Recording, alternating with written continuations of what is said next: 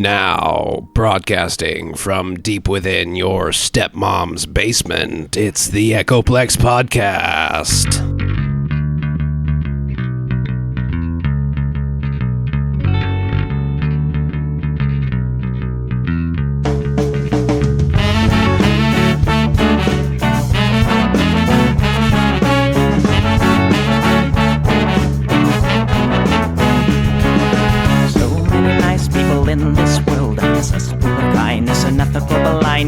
So please excuse my sarcastic tone. I'm a bit underwhelmed by the sample shown.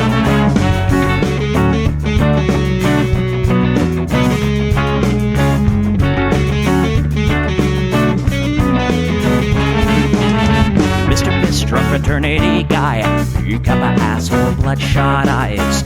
Get drunk and fight every night. Idolize Bradley, belittle women's rights. Homophobic, racist, and don't give a fucking hey. Do you think you can drive a bigger truck? So wear your baseball cap to the side to let everyone know that you're a nice guy. So cool, was so impressed. Lots of chicks in a barrel chest. Cause you're a real man. Punch for punch, gonna piss in your face while you're passed out drunk. I'm a nice guy, you're a nice guy. He's a nice guy, but all of you are assholes. I'm a nice guy, you're a nice guy. She's a nice guy, but all of you are assholes. Nice guys rule the planets. Oh, I just can't understand it. Conquer divine by deception and lies. Social Darwinism and an overdose of pride. Fuck off, jerk off. I don't wanna hear it. Fuck off, jerk off. Read into the lyrics, cause everybody gets their just desserts. As long as you remember that nice guys finish first.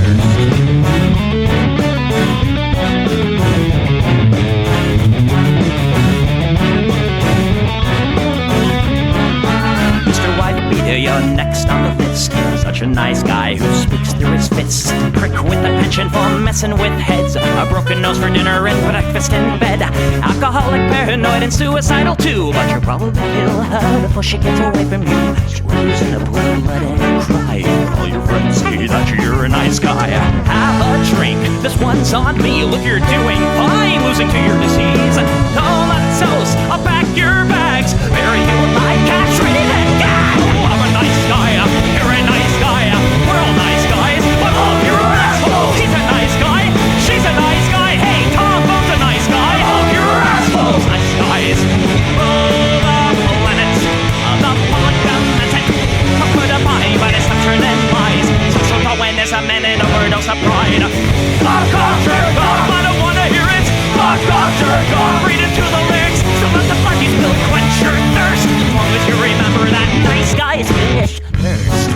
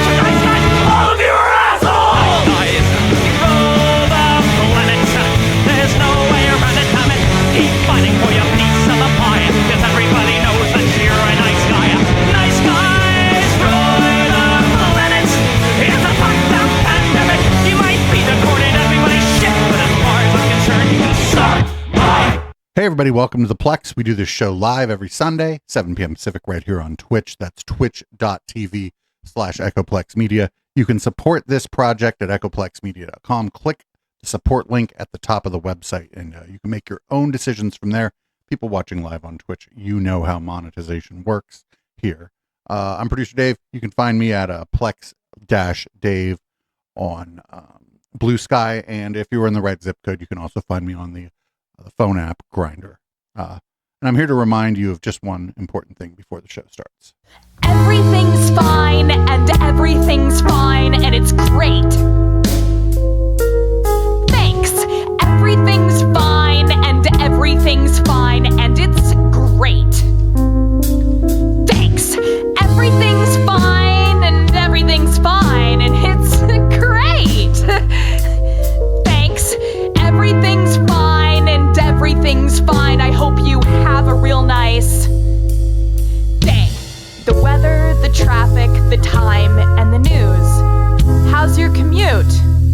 what do you do?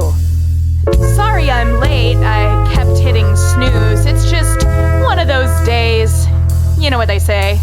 It is what it is. Ignorance is bliss. When it rains, it pours. Couldn't ask for more.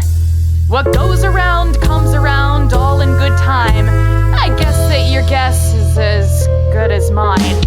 Everything's fine and everything's fine and it's great. Thanks. Everything's fine and everything's fine and it's great. Thanks. Everything's fine and everything's fine and it's great. Thanks. Everything's fine and everything's fine. I hope you have a real nice day. Everything's fine and everything's fine and it's great. Thanks. Everything's fine and everything's fine and it's great. Thanks. Everything's fine and everything's fine and it's great. Thanks. Everything's fine and everything's fine. I hope you have a real nice day. Everything's fine and it's great. Thanks. I hope you have a real nice day. So, the New York Times has published a bunch of pictures from Jeff Epstein's house, and it includes, well, a lot of people that are familiar to this podcast. Breaking news, President Trump just moments ago saying he has not been briefed on what Jeffrey Epstein's accomplice, Ghislaine Maxwell, told Deputy Attorney General Todd Blanche during those 2 days of discussions in which we're told she mentioned 100 names. It comes amid the release by the New York Times now of Damn, a little bit of shade from Homegirl. She's like, we're told. Images and descriptions of the interior of Epstein's Manhattan townhouse. And these are important details. It was a 21,000 square foot home decorated as the New York Times. 21,000 square feet in Manhattan. Man, it ain't just money to get that, man. You gotta have like connections to get that many square feet in Manhattan too. Or wait, it was in the Upper East Side. I forget now. Times describes in Epstein's eccentric style. There was a sculpture of a woman in a bridal dress clinging to a rope suspended from a ceiling, a taxidermied tiger lounging in Epstein's office, and the infamous massage parlor connected to Epstein. Taxidermy tiger's kind of cool. The New York Times also shows photographs that Epstein displayed at his apartment of himself with some of the most prominent people in the world. Okay, and we're not using that word lightly. A photo from 2000 of Donald Trump with his then girlfriend Melania Knauss. Sure, that's one person. Bill Clinton and Epstein and another. Epstein with the Crown Prince of Saudi Arabia, Mohammed bin Salman. That picture also there, just to name a few. Front Now, Steve Eater, investigative reporter for the New York Times, who obtained these photographs. And Steve, it's incredible reporting. I mean, the famous people that Epstein had on display came from vastly different worlds, right? There was politics, entertainment, tech. I mentioned a few, but really only a few, because I know that there were others. When we talk about some of the most important people in the world that were photographed with him and shown in his apartment, who else? Yeah, well, first off, thanks for having me here to talk about the piece. Yeah, it's a real collection, as you said, of powerful people, of business people, of people in entertainment. So you had, anyone from Steve Bannon to Mick Jagger to Elon. Fucking Steve Bannon. Of course, Mick Jagger was there. Mick Jagger is fucking notorious for this shit. Steve Bannon was there. I mean, this whole thing is bad enough for the women there that were there having to give people massages and shit, but no. A pope, mixed in there. And I think, if you look at the photographs and think about this, it was, an attempt by Jeffrey Epstein to sort of show the degree of people that he could be acquaintances with, to be friendly with, and to have them in his life, and that he had that access. Right, to show that access. Obviously, many of those pictures weren't taken actually in the townhouse itself, but they were displayed there, right? So the people would come through, would be awed by him and impressed by him. So those photos are there. And then, you've been through this actual massive townhouse in Manhattan. 40 rooms? And you've been in perhaps one of the most horrible ones, definitely one of the most horrible ones there. the massage room located in a suite of rooms connected to Epstein's bedroom. That massage room where Epstein was said to have assaulted some of his victims. And, you know, look, in light of what we have now learned, that room, I'm sure you having been in there, is unfortunately very meaningful. What did you see? Yeah, well, just to clarify, through the photographs, we were able to get a view into the home, not through a tour of the home of some sort. But just, what we did see, so on that floor that you're referring to, this is part of a 21,000 square foot home. And, what we learned through this is, on the third floor, there was basically this like suite that included Epstein's bedroom, it included bathrooms, but there was also, the massage room. We found, through the photographs that there were multiple cameras that had been mounted in these adjoining rooms. Not necessarily that we could tell in the massage room itself, but the massage room. Well, those were hidden. There were paintings of naked women. For example, a silver ball and chain were among the kinds of things that we could see that were visible. And just all of that to think what happened in that actual room. And 40-room townhouse, I mean, it's a mansion. He renovated it fully, he redecorated it, and what you have described in your report, Steve, is an eccentric style. What stood out to you? If you're rich, you get to be called eccentric, even if you're Jeff Epstein. And if you're poor, they just call you crazy. Yeah, I mean, I think, in a word, creepy. I mean, I think that there are things that you would look around and you would see, like you mentioned at the top of this, the taxidermy tiger. For example, there was the sculpture of a woman wearing a bridal gown and clutching a rope in the central atrium of the home.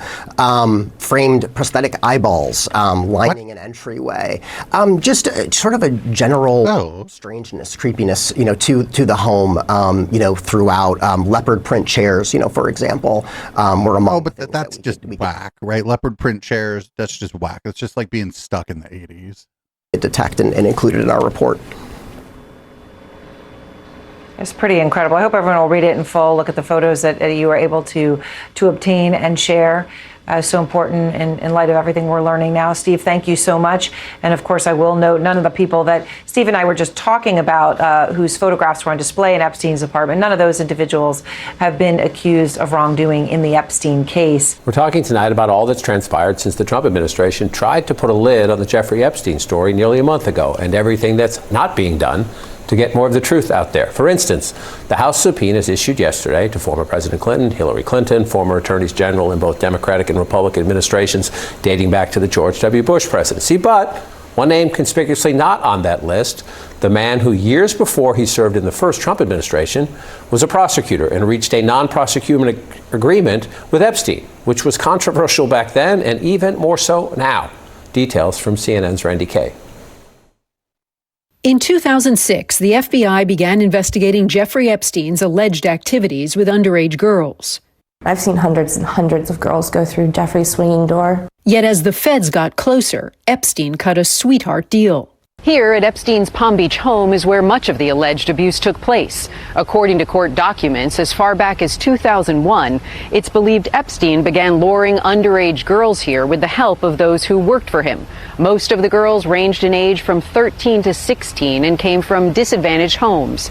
They'd never before seen the exclusive Palm Beach Island. Federal investigators had identified at least 36 girls and were still building their case when suddenly in 2007 came this non-prosecution agreement. It allowed Epstein to plead guilty to a lesser charge, just 2 prostitution charges in state court, and register as a sex offender. He would serve just 13 months in county jail. The deal also granted immunity to any potential co-conspirators.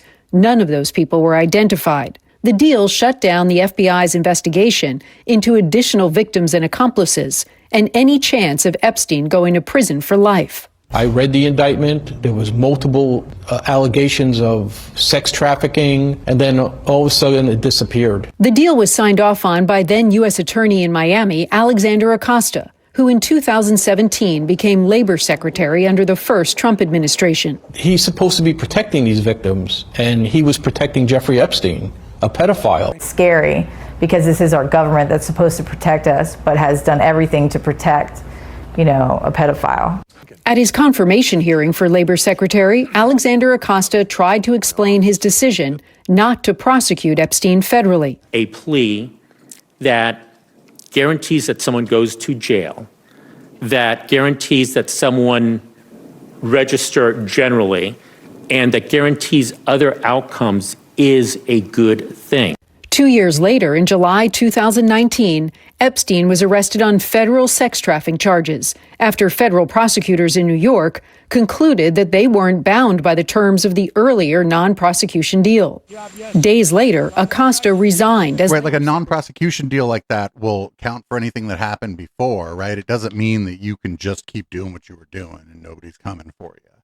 That's not what non-prosecution agreement means. It means anything that you were essentially charged with in this case and anything associated with it, maybe.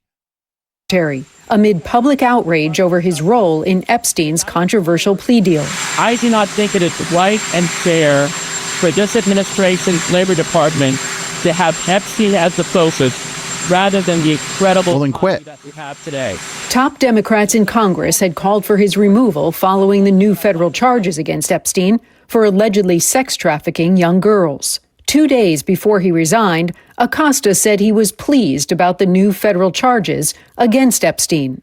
Epstein's actions absolutely deserve a stiffer sentence. About a month later, in August 2019, Epstein was found dead in his federal jail cell while awaiting trial. Randy Kay, CNN, Palm Beach County, Florida. So that's sort of the state of play here. And I don't like, maybe calling it the state of play isn't really great. So, apparently, this is all a hoax, according to the president of the United States right now. It's all a hoax. It's bullshit. It's just bullshit. All a hoax. This is the Democrats doing this. Trump losing his cool over Epstein. When asked about CNN's reporting that Vice President J.D. Vance was planning to hold a strategy session tonight on Jeffrey Epstein damage control, here's what the president of the United States said. Look, the whole thing is a hoax. It's put out by the Democrats because we've had the most successful 6 months in the history of our country. And that's just a way of trying to divert attention to something that's total bullshit. Well, all right. That's where we are now. It's a hoax. Total bullshit. Don't worry about it. Nothing to see here, friends. Never mind that almost everyone in my cabinet, at least almost a lot of people in my cabinet ran on releasing all this stuff, saying it was going to take down the deep state and that the fucking storm was coming and shit. No storm, nothing. And here's Maria Bartiromo interviewing J.D. Vance about the alleged meeting that was going to happen or not, or I don't know. Meeting? Was there supposed to be a meeting? I don't know. Meeting? What's a meeting? Give us some clarity on this meeting that is reportedly happening or happened last night at the White House about the Epstein files and how you're communicating the Epstein story. So I've seen so many different fake reports about this. So let me set the record straight. There was no meeting. Why is he sitting in a child's chair? Meeting at my house last night. There just wasn't. Was there a meeting at the White House? We did meet at the White House yesterday, but not at the time that they said that we were going to meet. Nobody thought the meeting was at your house. JD, what the fuck? Oh, there wasn't a meeting at my house. Well, all right, dude. Cool. The subject that they said that we were going to meet about. We have a great FBI director and a great Department of Justice lead, Attorney General Pam Bondi, and we met to talk about how to ensure we have justice for the American people. We actually didn't talk about the Epstein issue at all. That was never meant to be the subject of the meeting. And it's one of those things where I guess somebody leaked a calendar entry maybe, and then people assumed that it must have been about Epstein, even though it had nothing to do with Epstein. On the Epstein issue, what the president has said very clearly, because we've had other meetings about that, is that he wants us to be fully transparent and he wants the credible information out there. So we're working to compile. We're going to compile what we think is credible. Thousands and thousands of documents that are out there for full transparency, but just release what you have. Redact the names of the fucking victims and any cooperating witnesses that you believe had nothing to do with this, and fucking come on, just release it. They're like, oh, you want to see the tapes? No, we don't want to see the tapes. The tapes are referenced, though. It'd be good to know who was in them. Don't worry, though. If anything was going on, it was all left wingers. It's all lefties. Fucking communists. All left-wingers. Full transparency, but I have to say, Maria, I laugh at the Democrats who are now all of a sudden so interested in the Epstein files. For 4 years, Joe Biden and the Democrats did absolutely nothing about this story. We know that Jeffrey Epstein had a lot of connections with... Wait, they did nothing about... Fucking Ghislaine Maxwell was prosecuted while Joe Biden... What the fuck is he talking about? Left-wing politicians and left-wing billionaires, and now President Trump has demanded full transparency from this, and yet somehow the Democrats are attacking him and not the Biden administration, which did nothing for 4 years. Was it the right move for Comer to send subpoenas to the Clintons? It absolutely was, and it drives home how, while the Democrats have tried to make this Epstein thing about anything but the fact that Democrat billionaires and Democrat political leaders went to Epstein Island all the time. Who knows what they did, but it's totally... Well, how do you know that they went there all the time? To ask these questions. What you saw in the House's subpoena is they are trying to investigate all of the things related to this particular case. Well, almost all. Americans want answers. I certainly want answers. And I think James Comer and the team of the House, they're doing the right thing. And of course, we know that Clinton, or allegedly he went to the island 26 times, 28 times. Totally appropriate for Comer to be asking what was going on at that island. Let me get your... Yeah, but he's gonna fucking plead the fifth, dude. They're not gonna fucking. They're gonna plead the fifth. Because what else are they gonna? What else are any of these motherfuckers gonna do? They're all gonna plead the fucking fifth. Also, some of the people that they subpoenaed were just like members of the, like it was James Comey. James Comey didn't have nothing to do with Jeff Epstein. The fuck did they subpoena James Comey for? Just harassing James Comey, I think. Which is fine. Fuck James Comey. No love for James Comey around here, but still. Anyway, we have here's a jam. Here's some music. It ain't gonna go away. It ain't gonna go away. Those Epstein's files gonna bite your butt, and it ain't gonna go away. You're in good company in that book in a sleazy kind of way. You don't want us to have a look on a presidential day. It ain't gonna go away. It ain't gonna go away. Those Epstein files gonna bite your butt, and it ain't gonna go away.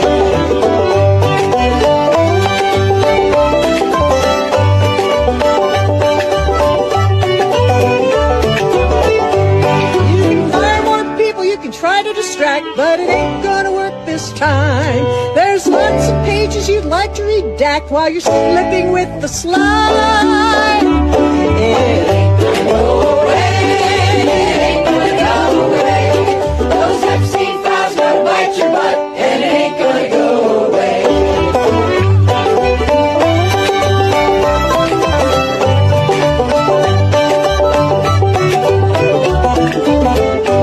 You can go to Scotland, you can go play golf, you can go to war today. You can point your finger at everyone else, but it ain't gonna go away. It ain't gonna go away. It ain't gonna go away. Those Epstein files gonna bite your butt, and it ain't gonna go away.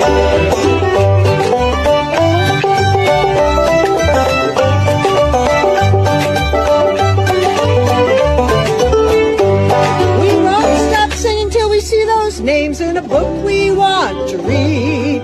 The victims all deserve that till we root out each bad seed. It ain't gonna go away. It ain't gonna go away. Those Epstein files gonna bite your butt, and it ain't gonna go away. It ain't gonna go away. It ain't gonna go away. Those Epstein files gonna bite your butt, and it ain't gonna go away.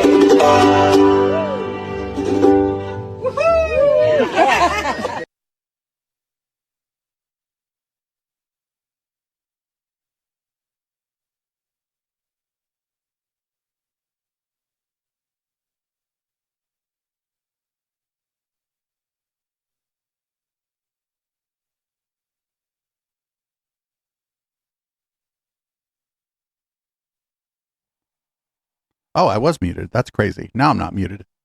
So sorry about that. Listen, anybody on the podcast portion of the show, this is recorded live. So anyway, what we're going to get next to is the story about the Texas State House. This is a situation where the Democrats have fled to Illinois to prevent a quorum from happening, such that the state basically won't be redistricted between censuses, which it's not supposed to be done anyway. The idea that the Republicans have is to try to get more seats in the House because they're maybe concerned about what's going to happen in the midterms. Now, this is a bit of a risky situation because if you start to gerrymander things in this way, and you take places that were plus 15, plus 12, you bring them down to plus 6, plus 5, well, you could end up whoopsie poopsie.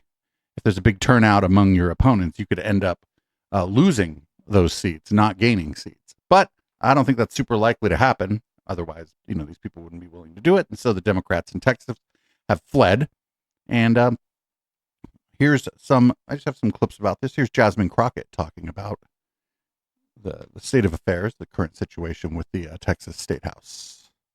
And I have to tell you this because I'm so inspired not only by all of you that decided to show up today, but right before I got over here, my former colleagues from the Texas House, those Texas Democrats, decided to get the hell out of Texas.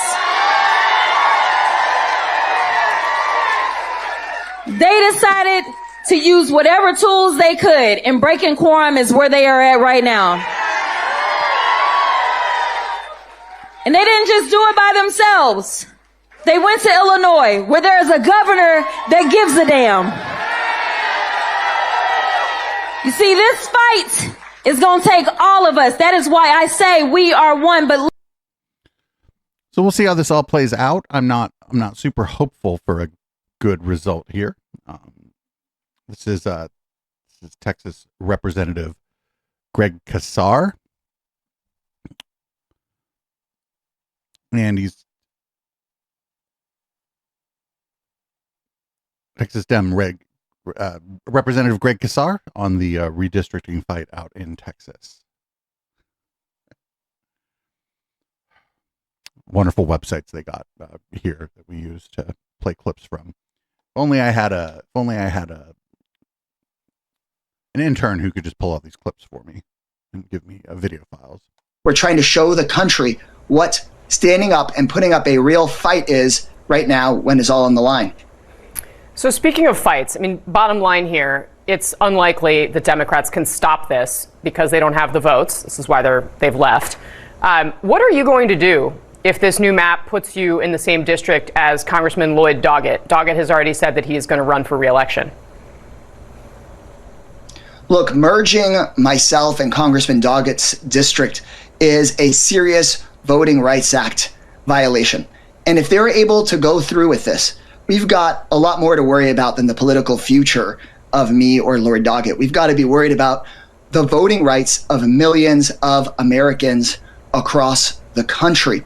To be clear, my district here in Central Texas has been upheld by the Supreme Court as a district essential to the voting rights of Latinos and Hispanic Americans here in Central Texas.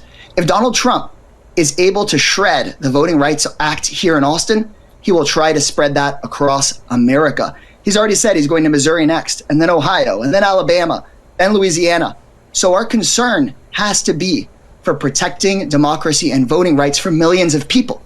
When the Voting Rights Act of 1965 was passed and signed by President Lyndon Baines Johnson, and LBJ handed the pen to Martin Luther King after having signed that law, he signed that law to prevent gerrymandered maps, racially gerrymandered maps like these, and we're not going to give up on that fight. So what are you going to do? What I'm going to do is organize a picket line. Are you going to run or are you not going to run? In front of Governor Abbott's office. I appreciate that. I've already been very clear.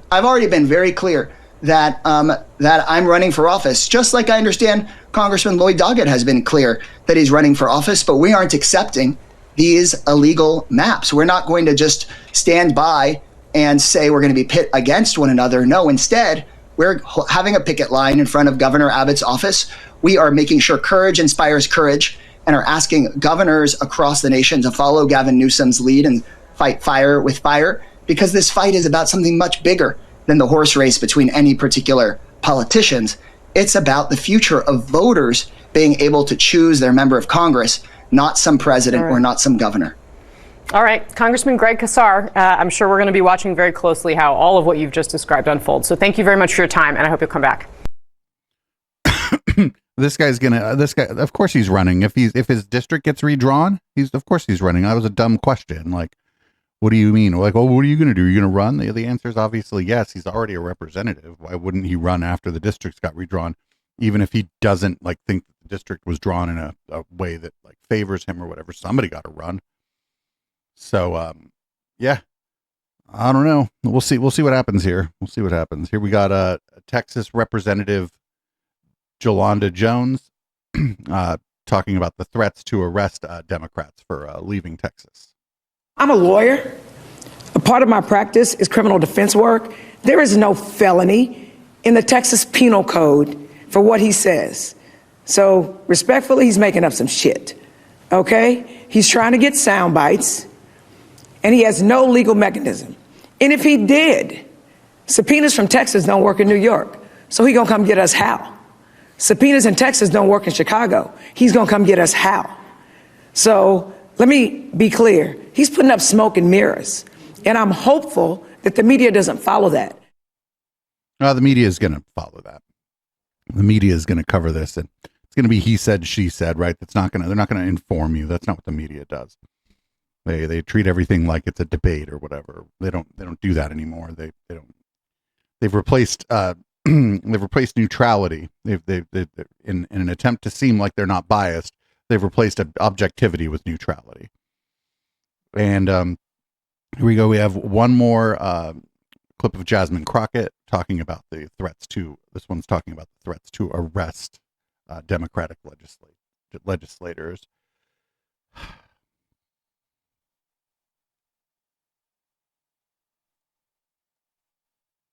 Governor Abbott just announced that he has ordered the Texas Department of Public Safety to find and arrest the House Democrats who have fled the state.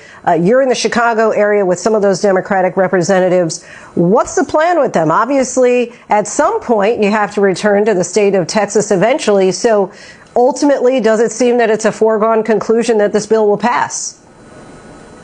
I don't say ultimately. I never say ultimately because I don't have a give up attitude whatsoever. But right now, the governor has decided that he wants to waste more of Texans' resources by deciding that he's going to send out the troopers. And listen, I don't even think that he's going to do that. I think he's just talking. Earlier today, I posted a copy of the warrant that was signed by the speaker, because it's the speaker of the House that can put the call on the House, not the governor. And no one came to get me last time. In fact, it is a cute little warrant that has a cute little frame on it. And so they like to talk a big game. But the reality is that, number one, you have a lot of intelligent attorneys that actually serve in the Texas House. And so they know that there's nothing that he can do outside of the Texas jurisdiction to bring them in. This is one of the reasons they are in another state. His authority does not extend throughout the entirety of the United States. You've said that the new maps do nothing but divide, distract, and depress. What's your understanding of how your district will change if these maps do pass? Yeah, so my district, what they did is they did a thing that we call, they packed my district up and then they cracked minorities from another community. And so what they've did is they've increased the number of African Americans in my district. But while they were cracking out persons from another community and packing them into my community, they also removed all the economic engines, which is yet another red flag. This means that I don't have Southwest Airlines or JSX Airlines or Dallas Love Airport or Downtown or AT&T or Goldman Sachs, and the list goes on of amazing companies and corporations that I'm typically bringing in to make sure that we can talk about economic opportunities for the people that live in my district, including getting rid of the medical center in my district as well. Yeah, that's the gerrymander. It just happened that it's her district, but they ended up stuffing her district with all her voters essentially, and they took voters that might vote the other way out of another district. That's how gerrymandering works. You can't possibly make it so there's no Democratic representation or whatever, but you can certainly pack them all into one or two districts or as few districts as possible. Again, this is a was a risky move, because the other thing you end up doing though is if you are trying to create more Republican districts without more Republican voters, a lot of them districts end up being thin, and so a big turnout among your opponents could fuck your whole program up. I don't think that's likely to happen if this all goes through, but who knows? So up next, we have the director of the National Economic Council, Kevin Hassett, on what he's calling rigged job numbers. This is why Trump fired someone last week. We covered it last week. So there was a statement out by a number of former BLS commissioners, including the one that President Trump had in his first term, and they said it's not good to cast aspersions on what's being done because it's a formula. It's used the same way every single time. So are you saying maybe the formulas, the calculations need to change? What would you do differently? Right. That's right. They have to get back to ground zero and look at why the numbers have started to be so unreliable, and why did the numbers not really pick up the gig economy and so on. But again, to put it in perspective, over the last, or I'll go back to COVID, pretty much the numbers were really reliable until COVID, and then during COVID, the numbers got very unreliable. They got revised all the time, all over the place. But we kind of understand why that would happen because people aren't really filling out surveys and so on.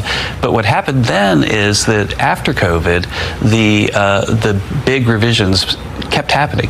And so right now we've got BLS numbers. What this motherfucker's saying is the numbers were reliable under Trump when it looked like the numbers were generally good, going in the right direction.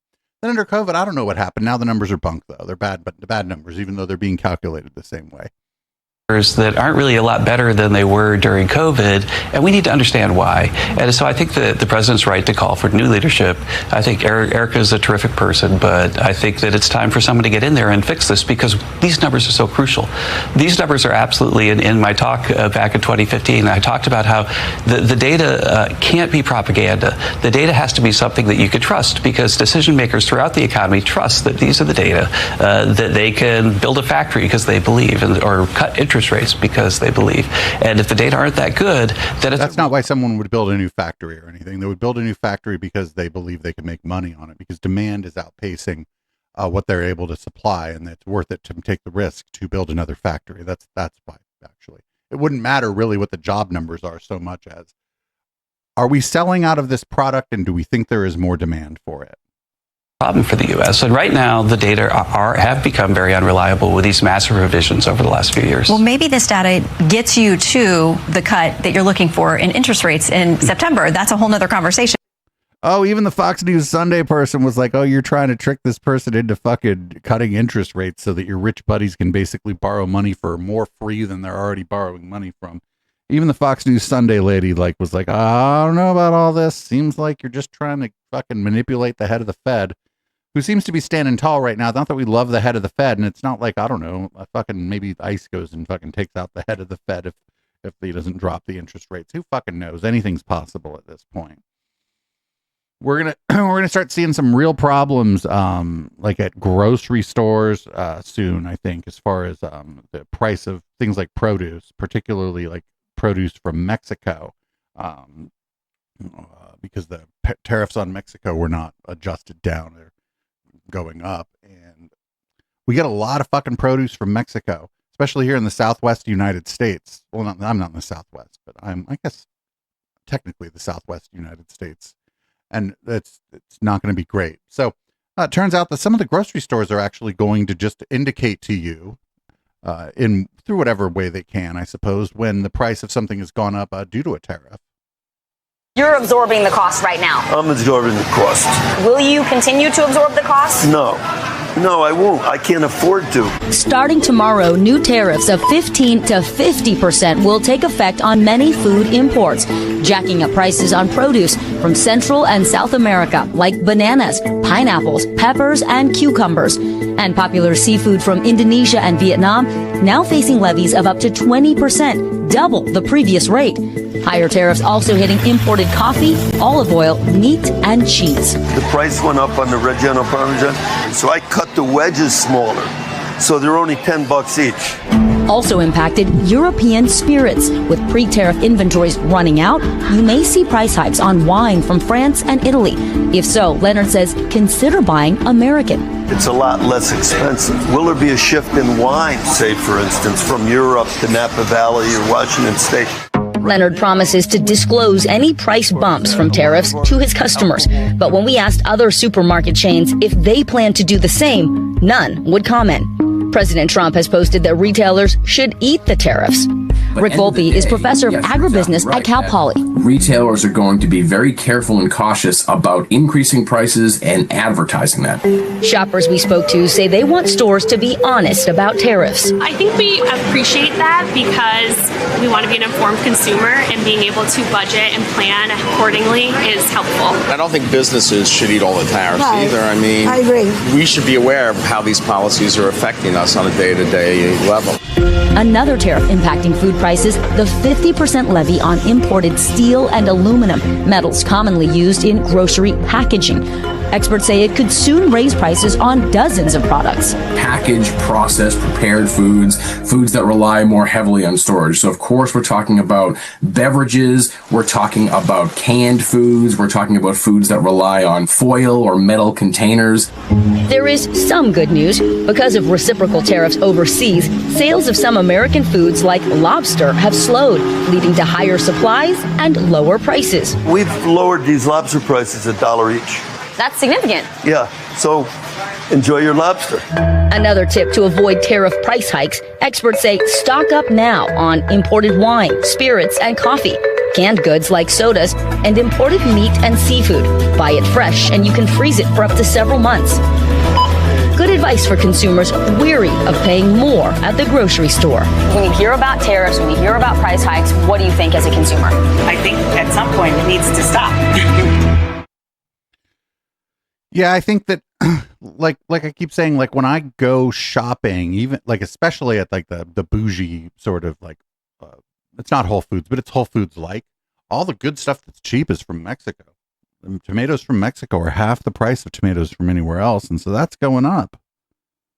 That's going up. It just is. There's nothing you can do about it. You can't freeze no fucking tomatoes. And you know, tons of other stuff. Jalapenos, fucking green peppers, fucking they mentioned cucumbers in that. Cucumbers are cheap as fuck. I'll be fine paying $1.50 instead of $1.22 or whatever for a cucumber, but come on. So this one's a little bit funny. The inflation's out of control. Look at what's happening at White Castle. Your number 12 combo. Why does it says $147? Why does it say that?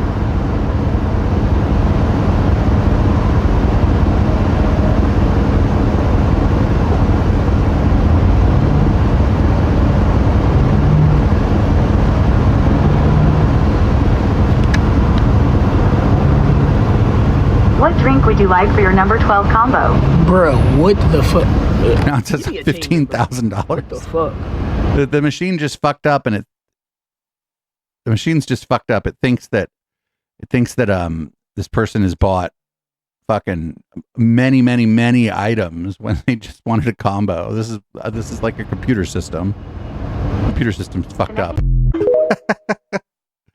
Oh man, like that's bad. And the other thing is, we don't know like the context here, right? There's some chance that person did that on purpose, right? That they figured out a way to fuck the thing up and make it do that. But still, like, I don't know.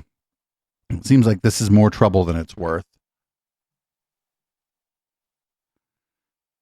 Yeah, if the machine keeps telling you want 4 of everything when you want 1, probably gets a little frustrating, and it ends up slowing everything down. It doesn't speed everything up the way that they supposedly think it's going to. Now, this is interesting. Of all people, well, this is actually kind of in line. Rand Paul from the top rope on the tariffs. Here he is on the Larry Kudlow show. But what if we don't see that? I mean, you have a point about the whiskey retaliation. You have a point. It's an important point. But that's pretty rare. The retaliation part of this story has been very rare.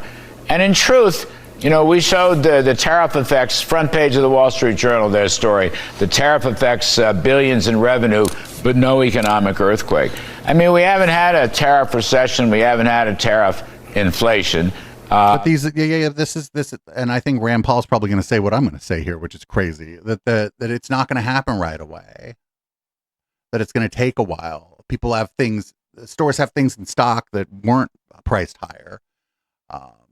People have already bought things. You don't go to the store every day and buy everything you need all the time. So it's going to trail, right? The economic impact of this is going to trail behind. And I'd be surprised if that's not what Rand Paul here says. He's not my favorite person in the world, but he's, generally against tariffs and kind of a free trade guy.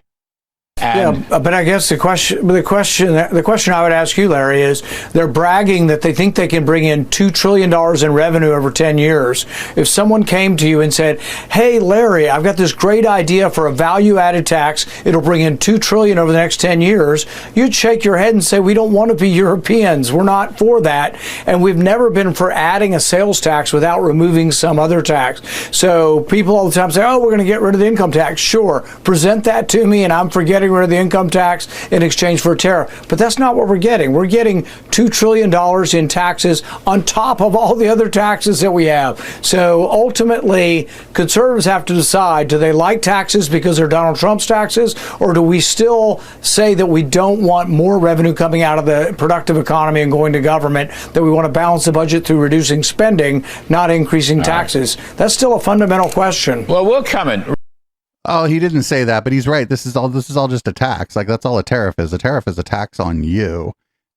Here's more of that. Here's more of that interview. I have 3 clips from that, actually.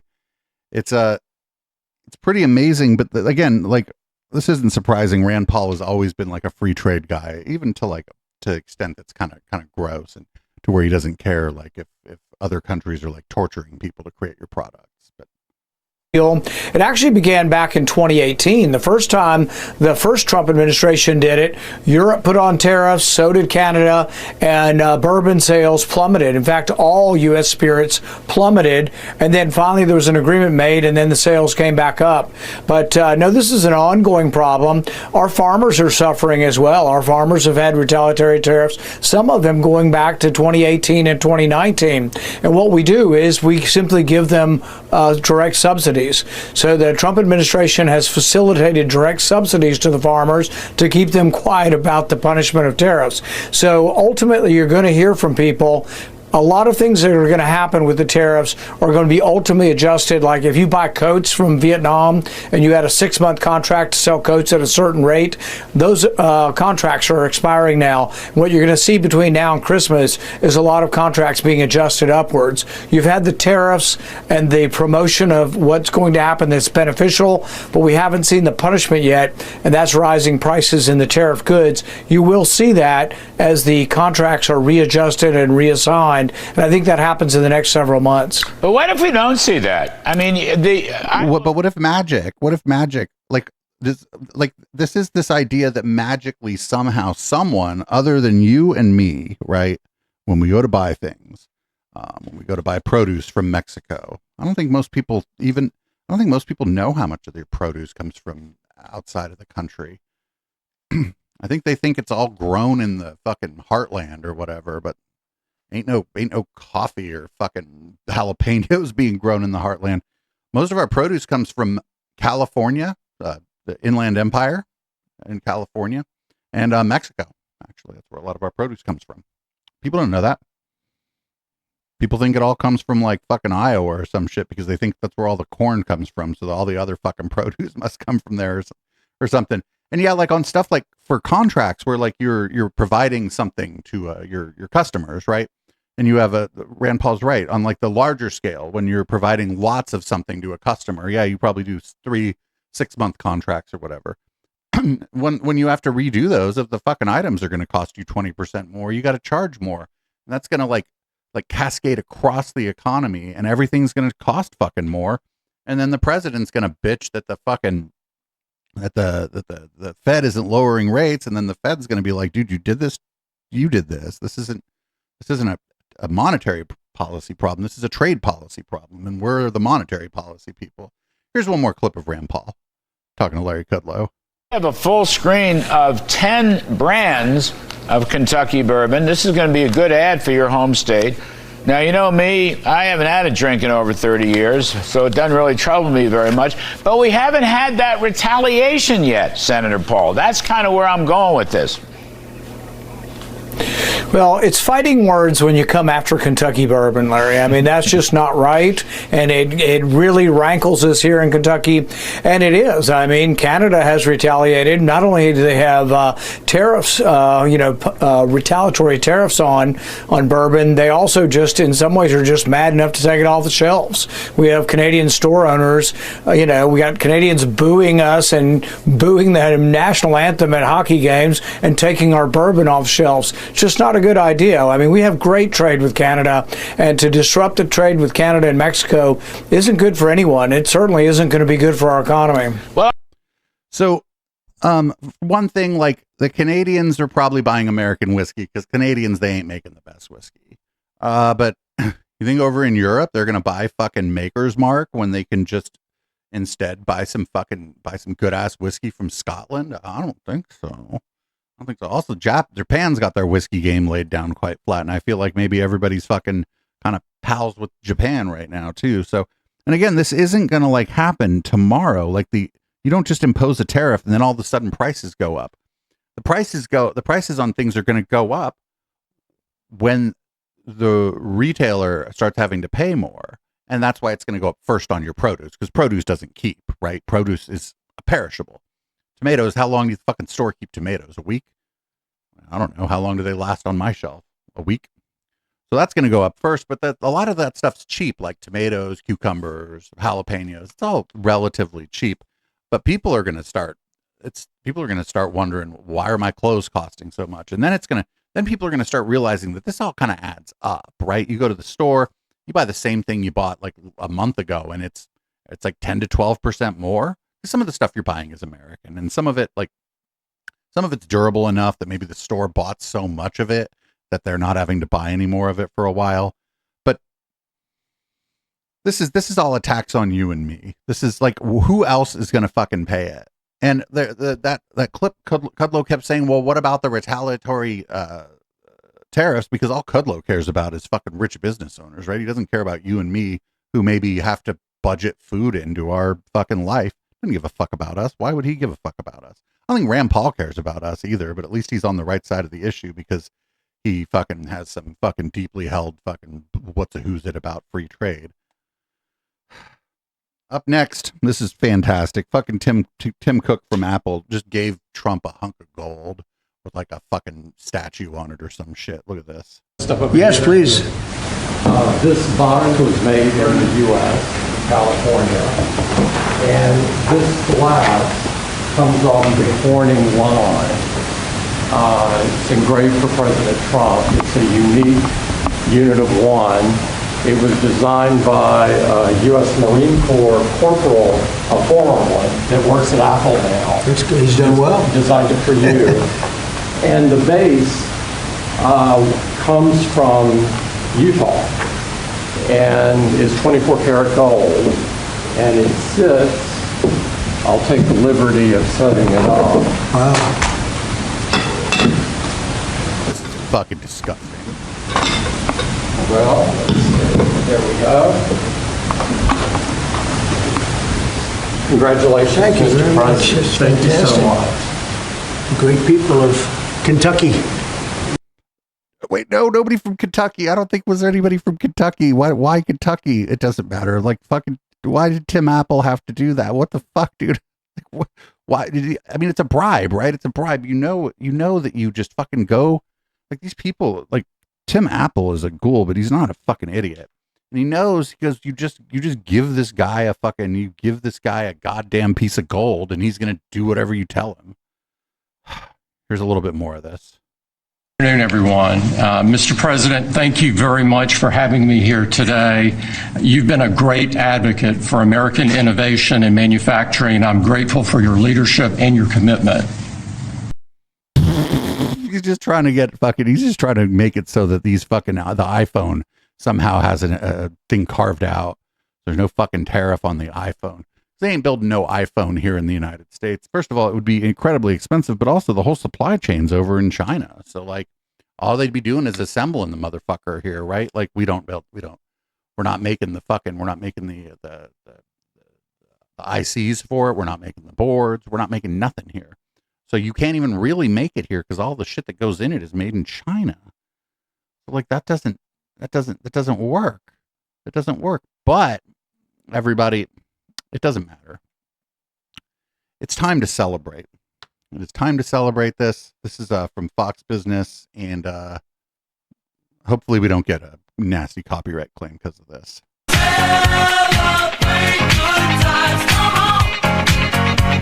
It's a celebration. You remember that one, right? 1980, Kool and the Gang released their biggest hit, Celebration. Listen, it became an international anthem of positivity and joy. Well, 200 days into the second Trump administration, there is a lot to celebrate and certainly a lot to be optimistic about. Think about this. Just yesterday, Tim Cook in the White House, they announced $600 billion to commit to invest in the United States. It's going to create 450,000 jobs, manufacturing at 79 factories, and believe me, they're not alone. They're not going to fucking, oh no, this is all incorrect. First of all, none of these companies are Apple. Corning does have factories in the United States. They make the Gorilla Glass. Texas Instruments, they do some R&D in the United States, but they fucking, you think they're making fucking their eyes? You think they're making even like the simplest of chips? You think they're making them here? Fuck no. I don't know who Amcor is. Broadcom, I mean, their headquarters is over there on North 1st Street in San Jose. You think they're making this shit here? No, they're not. Can't read that one. TSMC, that's Taiwan. The T is for Taiwan. That's Taiwan Semiconductor Manufacturing Company. So no, actually. Those are, oh no. Oh, this is all, they're just lying. They're just lying to you. Up next, apparently, so there was this story that I'm like a little skeptical of. There was a guy that called himself Big Balls or some shit, right? Who was one of the Doge guys. We're not running any like reporting on that or anything like that. We're not running the picture of him apparently bloodied. But as the story goes from the people on the far right, Big Balls intervened in some damsel in distress kind of situation. And I don't know, got beat up or something, intervening in some kind of damsel in distress situation in Washington, D.C. I'm not buying it. I'm not buying it. But anyway, allegedly, Big Balls or whoever got beat up. And now I think Trump's going to use this actually to attempt to federalize law enforcement in Washington, D.C. My perspective, I will go forward with every case with vengeance. Judge Beard, do you support a federal takeover of Washington, D.C., as the president has suggested? Yeah, that is a decision for the president. And I think that what the president was saying is that we're seeing far too much crime being committed by young people, 14, 15, 16, 17 years old, that I can't get my hands on. I mean, I don't know if you've seen some of the pictures, but, young people are coddled. And they don't need to be coddled anymore. They need to be held accountable. They shouldn't be going to arts and crafts in family court. They need to understand that enough is enough, and that the D.C. Council has to repeal some of these absurd ordinances and laws that they've had passed that do nothing to protect the people of this city and of this district. And I will reference a case that I wrote an op-ed piece on that I've been talking about for weeks. A young person gets on a bus with an illegal gun. There is a family on the bus. He makes a decision to shoot someone in the chest. To me, that's intent to kill. But for the grace of God, that individual did not die. Now, he's got a gun. It's illegal. He used the gun. Guess what the sentence was? I got a conviction. The sentence was probation. We can't have that. And by the way, he wasn't a kid. He was 19. These are the rules of the D.C. Council. I know. I'm not buying this. This is bullshit. Bullshit. I'm not buying this. Somebody shot somebody in the chest on the bus with like a firearm? Not like a BB gun or something? Like a firearm? And they got probation. I'm not buying this. I'm not buying them. Miss me with this bullshit. Notice this is really short on detail. Got to have the ability to let young people know that they're going to be accountable. And if you look at some of these pictures of these kids being beaten by crews and bloodied up, and you want to tell me that, it's only a kid who did it, no. Take a look at the bloodied up face and body, and you'll know that it's more than little kids doing this kind of thing. So she's talking specifically about that big balls kid, or young man or whatever. I'm not buying the fucking story that he intervened to try to fucking save some damsel in distress. I'm just not buying it. I think the big balls got himself into some kind of altercation and picked a fight and lost. I think that's probably what happened. I think. I'm just guessing here, but I don't think the big balls was out there trying to like save a damsel in distress. This is bullshit. He's like, I will save you, milady. I don't buy it. I don't buy it. Don't buy it. Up next, we're moving on to the ICE part of the docket. Things keep getting better, right? Here is a local news report of ICE just raiding a random Home Depot parking lot. Just days after a key court ruling preventing federal agents from detaining people here in LA based on their location, appearance, or language. We're here in the parking lot of that Home Depot off of Wilshire Boulevard. This is the area here where that latest immigration enforcement operation took place. Just on the other side of this parking lot, there are also a number of street vendors. I have reached out to both ICE and DHS to find out more about this operation. It is still unclear how many people were either detained or arrested here this morning. Let's get you straight to some videos shared with NBC4 from earlier this morning. Here in this video, you can see what appears to be several Border Patrol agents in tactical gear taking several people into custody in the parking lot here near several street vendors. You can also see what appears to be a white van with a number of federal agents inside. Again, this is the latest immigration enforcement operation that has been carried out. There have been several in June at other Home Depot locations and businesses across Southern California. Earlier this morning, I spoke with one worker who was here. He told me he was undocumented and that when the federal agents got here before 7 this morning, he says he started to run away. Here is more from him. NBC4 also spoke with the organizer of the Los Angeles Tenants Union that was also here this morning. How many agents did you see? Around 15 or 20, I think. This area, where the people sell food every morning, they arrest 5 people in that area. But they arrest more downstairs. They came in unmarked Sprinter. If the guy said he was undocumented, why do they put his fucking face on the news? It's very irresponsible of the news. And trucks, and then a rental Penske brand moving van, or moving truck rather, like a box truck. And they, pulled in over by that Starbucks over there, and then up into this front part of the lot off of Wilshire Boulevard, and they grabbed whoever they could. And a statement from Penske Trucking Company to NBC4 today reads in part that they are aware of this morning's operation. The statement goes on to say, quote, Penske strictly prohibits the transportation of people in the cargo area of its vehicles under any circumstances. The company was not aware that its trucks would be used in today's operation and did not authorize this, end quote. U.S. Attorney Bill Asaley also posted on X earlier saying in part, quote, for those who thought immigration enforcement had stopped in Southern California, think again. The enforcement of federal law is not negotiable, and there are no sanctuaries from the reach of the federal government, end quote. Again, I have reached out to both ICE and DHS to learn more about today's latest immigration operation here in Westlake, and I am waiting to hear back. Yeah, somebody in chat mentioned the Patriot Front group had previously used a moving truck to I think they were attempting to attack a pride parade.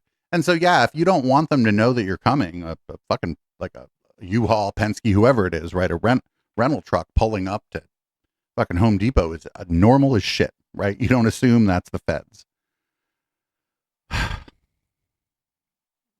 Isn't great. I also like the news should be a little more careful. That homeboy who agreed to go on camera, I think they maybe should have blurred his face or something.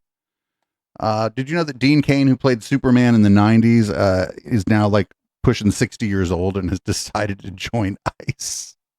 New ICE in the agents. Superman community, and so I mean that's Dean. But I'm just telling you, like, he's effectively going to be an honorary sheriff. But having someone like that out touting it talking about, hey, this is a thing you can do for your government. This is public service. It's going to help them recruit, and they have a bunch of people to recruit. Scott, Yeah. It's not 95. Nobody gives a Sam hell what Dean King You does. may not, but in the conservative, you don't, but in the conservative community, Dean ain't worked in a while. Dean needs the 50,000. That's what got Dean off the couch. What the fuck is Anna Kasparian doing there? That money about some crypto with Dean needs the 50. That's what Dean is on. Like, dude was like, he needed the 50 grand. Oh no. So up next is from CNN. This is a clip from Ali Velsh's show, actually, and it's about the ICE recruiting tactics.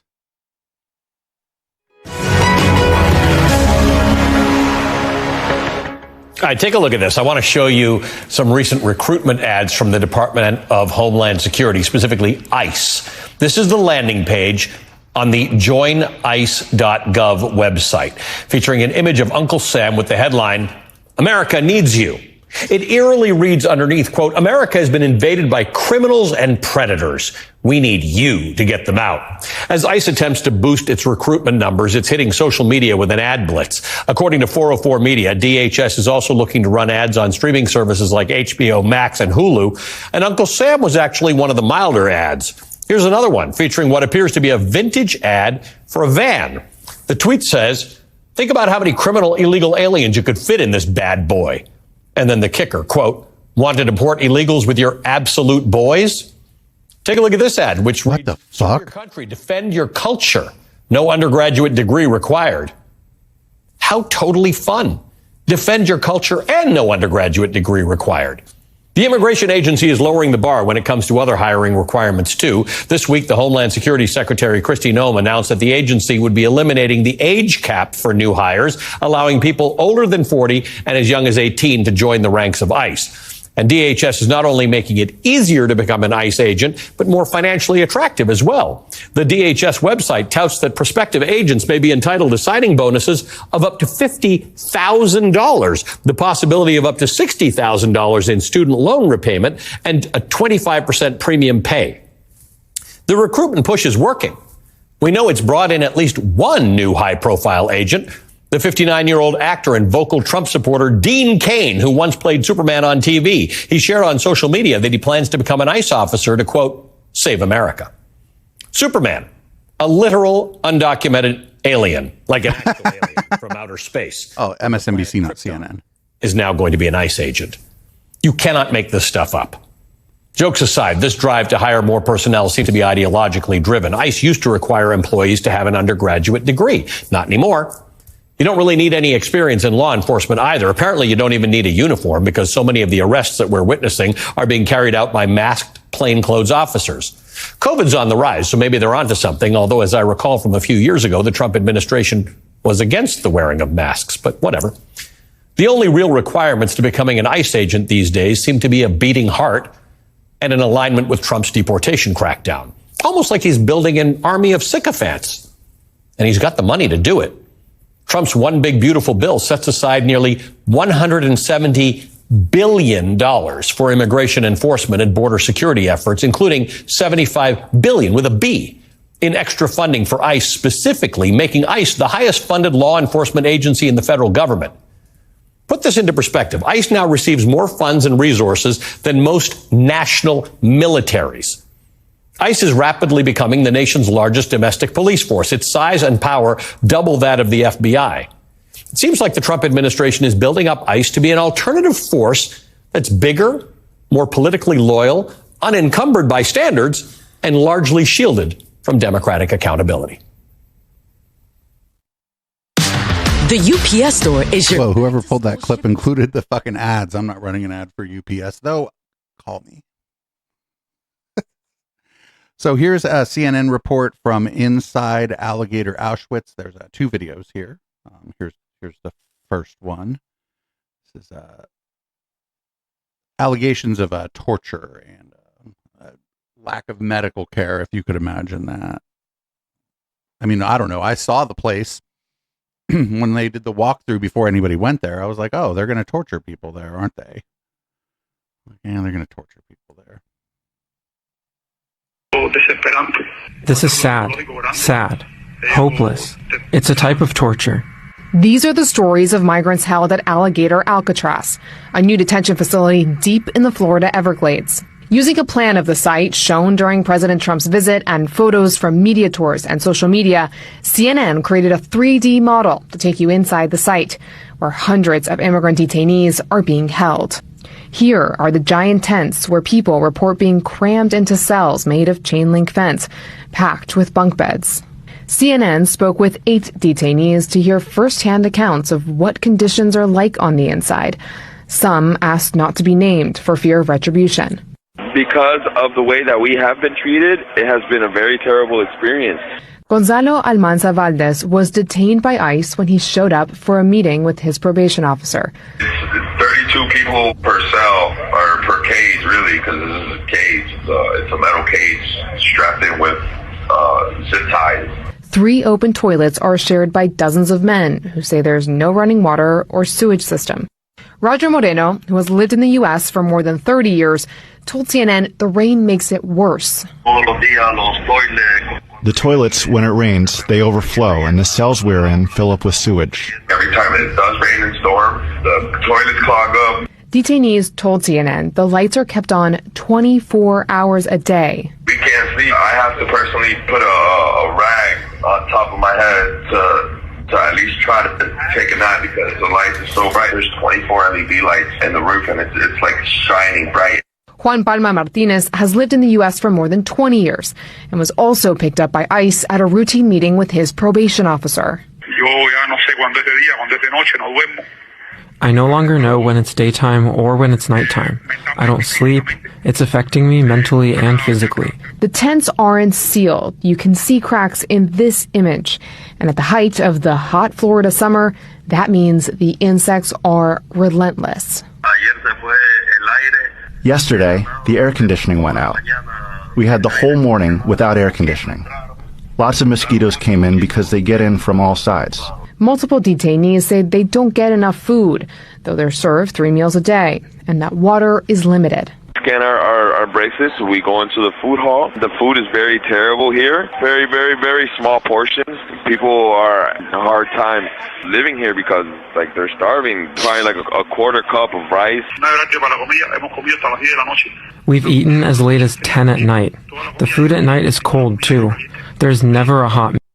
So yeah, this leaving the lights on is fucking textbook torture. This is like they would enhanced interrogation tactics, right? This is multiple detainees say they don't get. Sorry, this is what you. This is like what when they had to stop doing this in Gitmo, like somebody said in chat. When they had to stop doing it at Gitmo, what they would do is they were calling it extraordinary rendition when they would just send people to other fucking countries. I guess friends of the United States or whatever. And then there they would be deprived of, a dark time to sleep. And so what the guy was saying is true, right? If that happens, you have no idea what the fuck time it is. I mean, you can kind of guess maybe by the temperature because it cools off at night, but you don't know. You don't know. It's so fucking crazy. This is so fucked up. Here's more. Multiple detainees say they don't get enough food, though they're served 3 meals a day, and that water is limited. Scan our bracelets, we go into the food hall. The food is very terrible here. Very, very, very small portions. People are having a hard time living here because they're starving. Probably like a quarter cup of rice. We've eaten as late as 10 at night. The food at night is cold, too. There's never a hot meal. Showers are located in a separate tent, and opportunities to shower there are scarce, according to the detainees we spoke with. All the showers are connected to the same water source. There's barely any water pressure.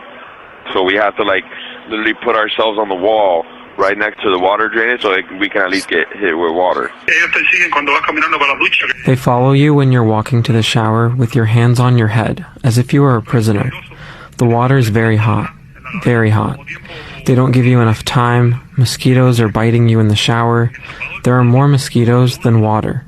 The only line to the outside world are phones set up in the cells. Nobody here has been able to see a loved one. Nobody has been able to see a lawyer here. Nobody has. It sucks. It sucks. There's no physical contact with the outside world other than these phone calls. It's not really more about me. It's about not being able to see my son.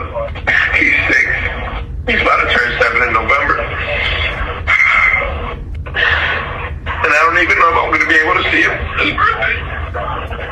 Republican and Democratic lawmakers recently toured the facility. According to one of them, they were not permitted to speak to the detainees. Then State Senator Blaise Ingoglia, a Republican, said the facility is in good order. It's actually a very well-run facility. The idea that the detainees are in there and they're in squalid conditions is just not accurate. But most distressing for detainees, they say, was that in multiple cases, they haven't appeared in any state or federal detention system since they were arrested. That means families have been unable to track them. We're in the middle of the Everglades with constant reminder that we're locked up in a cage and anything can happen. A hurricane can hit us and we can all die and nobody would know. Aaron, we received a statement from a spokesperson of the Florida Division of Emergency Management. I'm going to read that to you. It says, quote, as stated many times before, these claims are false. The facility is in good working order and detainees have access to drinking water, showers, and clean facilities for hygiene.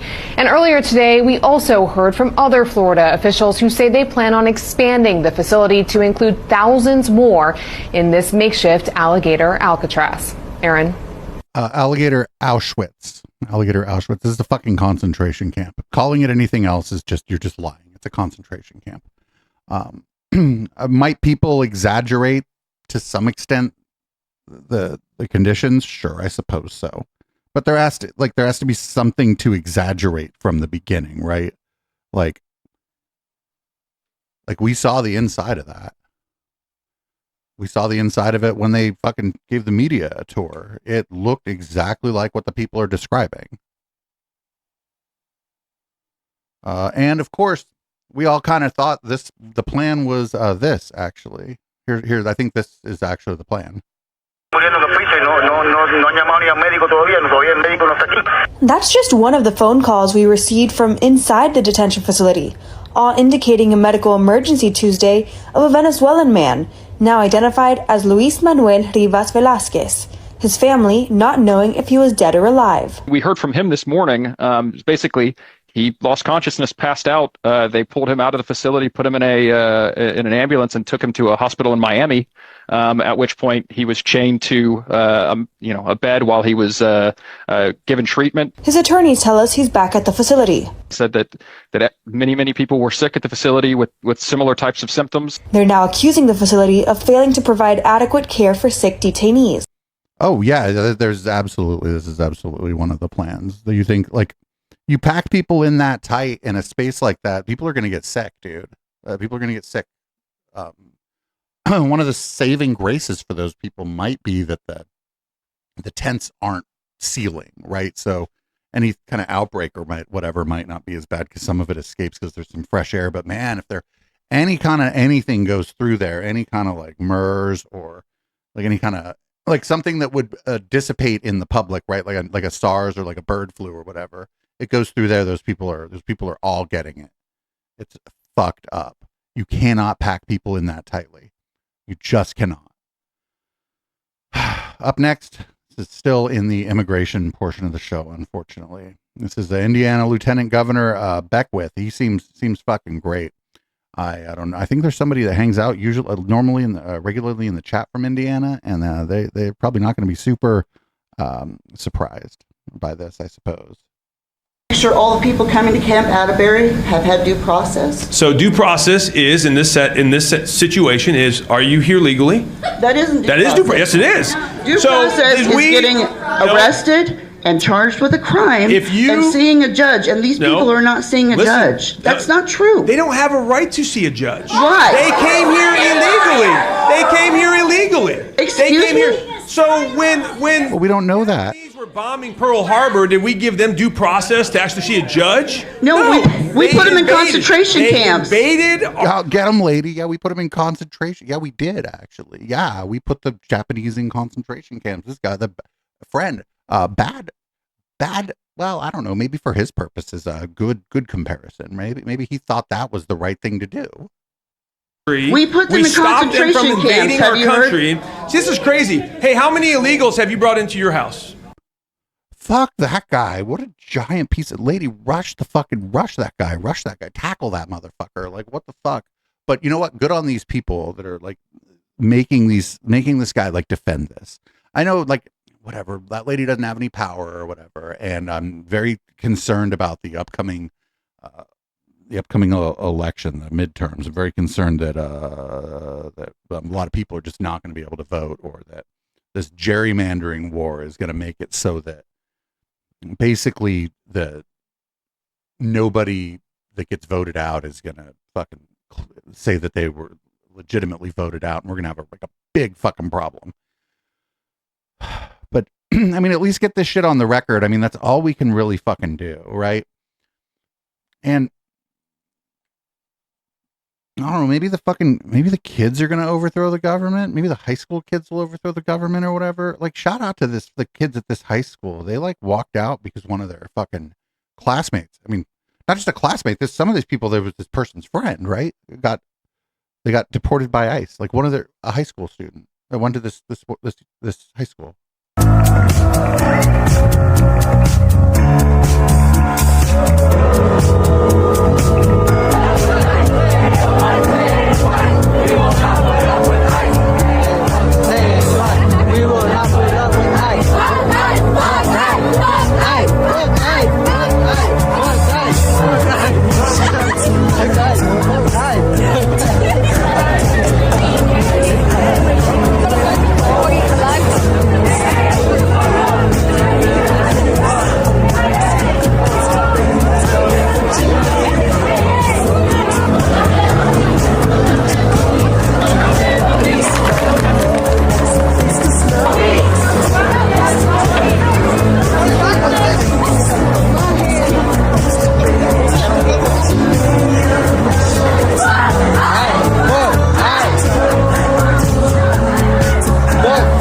Kids can't vote, but you know, I don't know, like the school officials and stuff probably don't like people being deported. Like the fucking science teacher who wants to teach biology or whatever, like, now they can't teach fucking biology class because you know, the kids walked out. Not that the kids are wrong, the kids are right to walk out. They should be doing this anytime, any school that this happens at. And I think I was thinking about this the other night. I think that if we start to see people put their bodies on the lines, it's going to be high school students, right? ICE shows up at a high school, you're going to start to see the students and probably the teachers, right? We're not going to see normies like me, people my age or whatever. We're going to see high school students, teachers, principals, the janitor. I think they're going to be the first place we see stuff like where people are actually putting their bodies up against the machine. And that's going to be fucking terrifying. Here's a song. We've played a lot of this guy's stuff lately. This guy's great. Good looking young man. A little bit of a Bob Dylan thing going on here. Very nice. Well, if you're looking for purpose in the current circus, if you're seeking respect and attention, if you're in need of a gig that'll help you feel big, come with me and put some folks in detention. Just last week was kind of rough. I put a kid in cuffs. I zip-tied a woman to a van. We can sneak around town hunting working folks down. I hear they got a great benefit plan. Join ICE, boy ain't it nice. Join ICE, take my advice. If you're lacking control and authority, come with me and hunt down minorities. Join ICE. See, I failed the academy, the cops weren't having me, the army didn't sound that fun, so I found me a paramilitary operation that was keen to hand me a gun.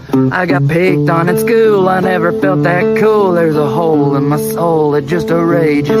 Well, the ladies turned me down and called me a clown, but won't you look at me now, I'm putting folks in cages. At ICE, they got great hours. Join ICE for respect and power. They got a sign-on bonus of 50 grand. They're in need of you needing to feel like a man. Join ICE.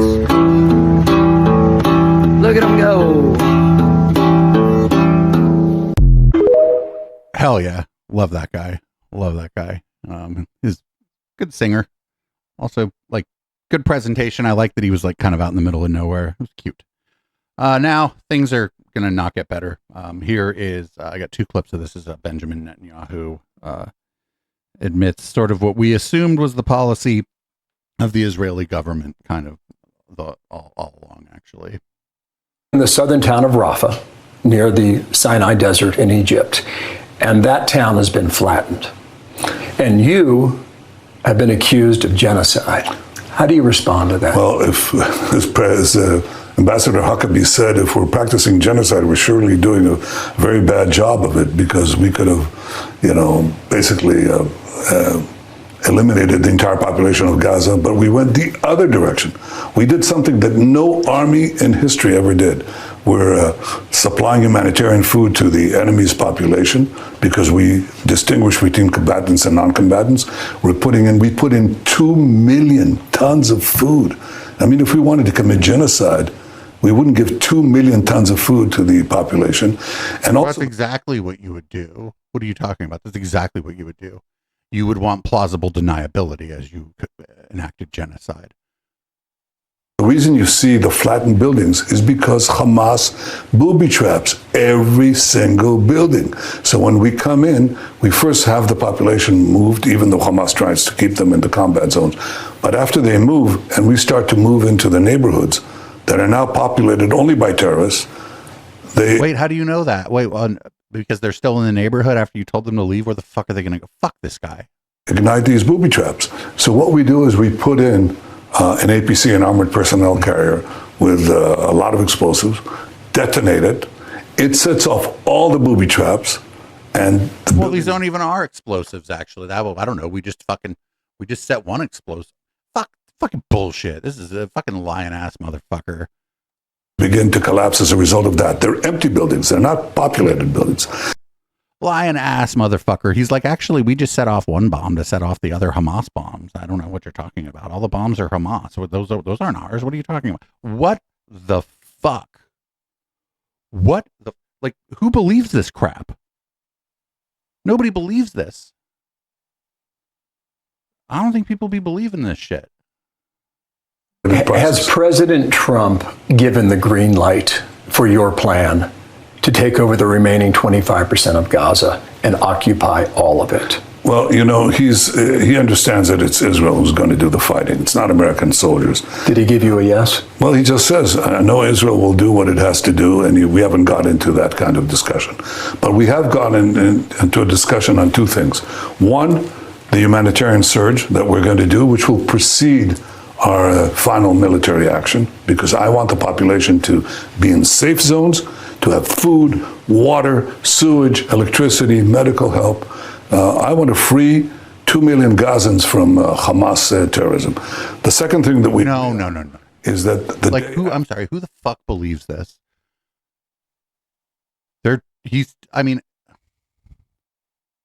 First of all, there's no war, right? He's not at war with another nation. This is a space that they think belongs to them, that they have turned into an apartheid part of their country, an apartheid state, a colony within a nation, as they might say, none of this. This is all bad. Has to have certain principles. I'm not talking about a detailed plan yet, because I think that'll be developed. But the 5 principles, the key principles are these. 1, Hamas has to lay down its arms. 2, Gaza has to be demilitarized. How do you tell the difference between a Hamas and somebody who has just fucking had it and decided to pick up a gun?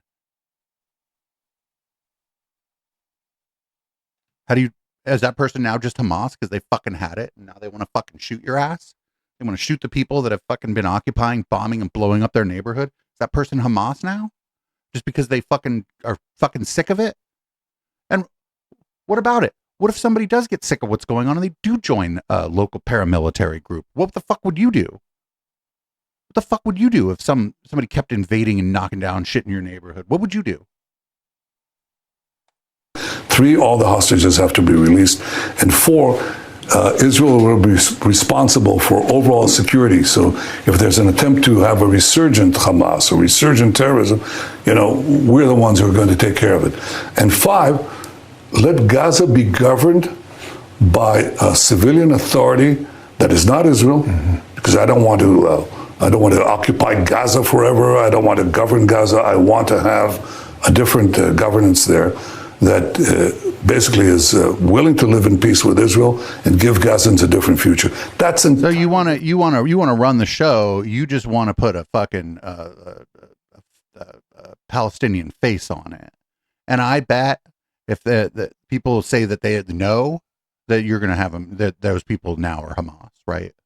From these unbelievable lies that are leveled against us, frankly against me too, by the international press that doesn't care to check the facts. It just takes Hamas statistics, Hamas arguments.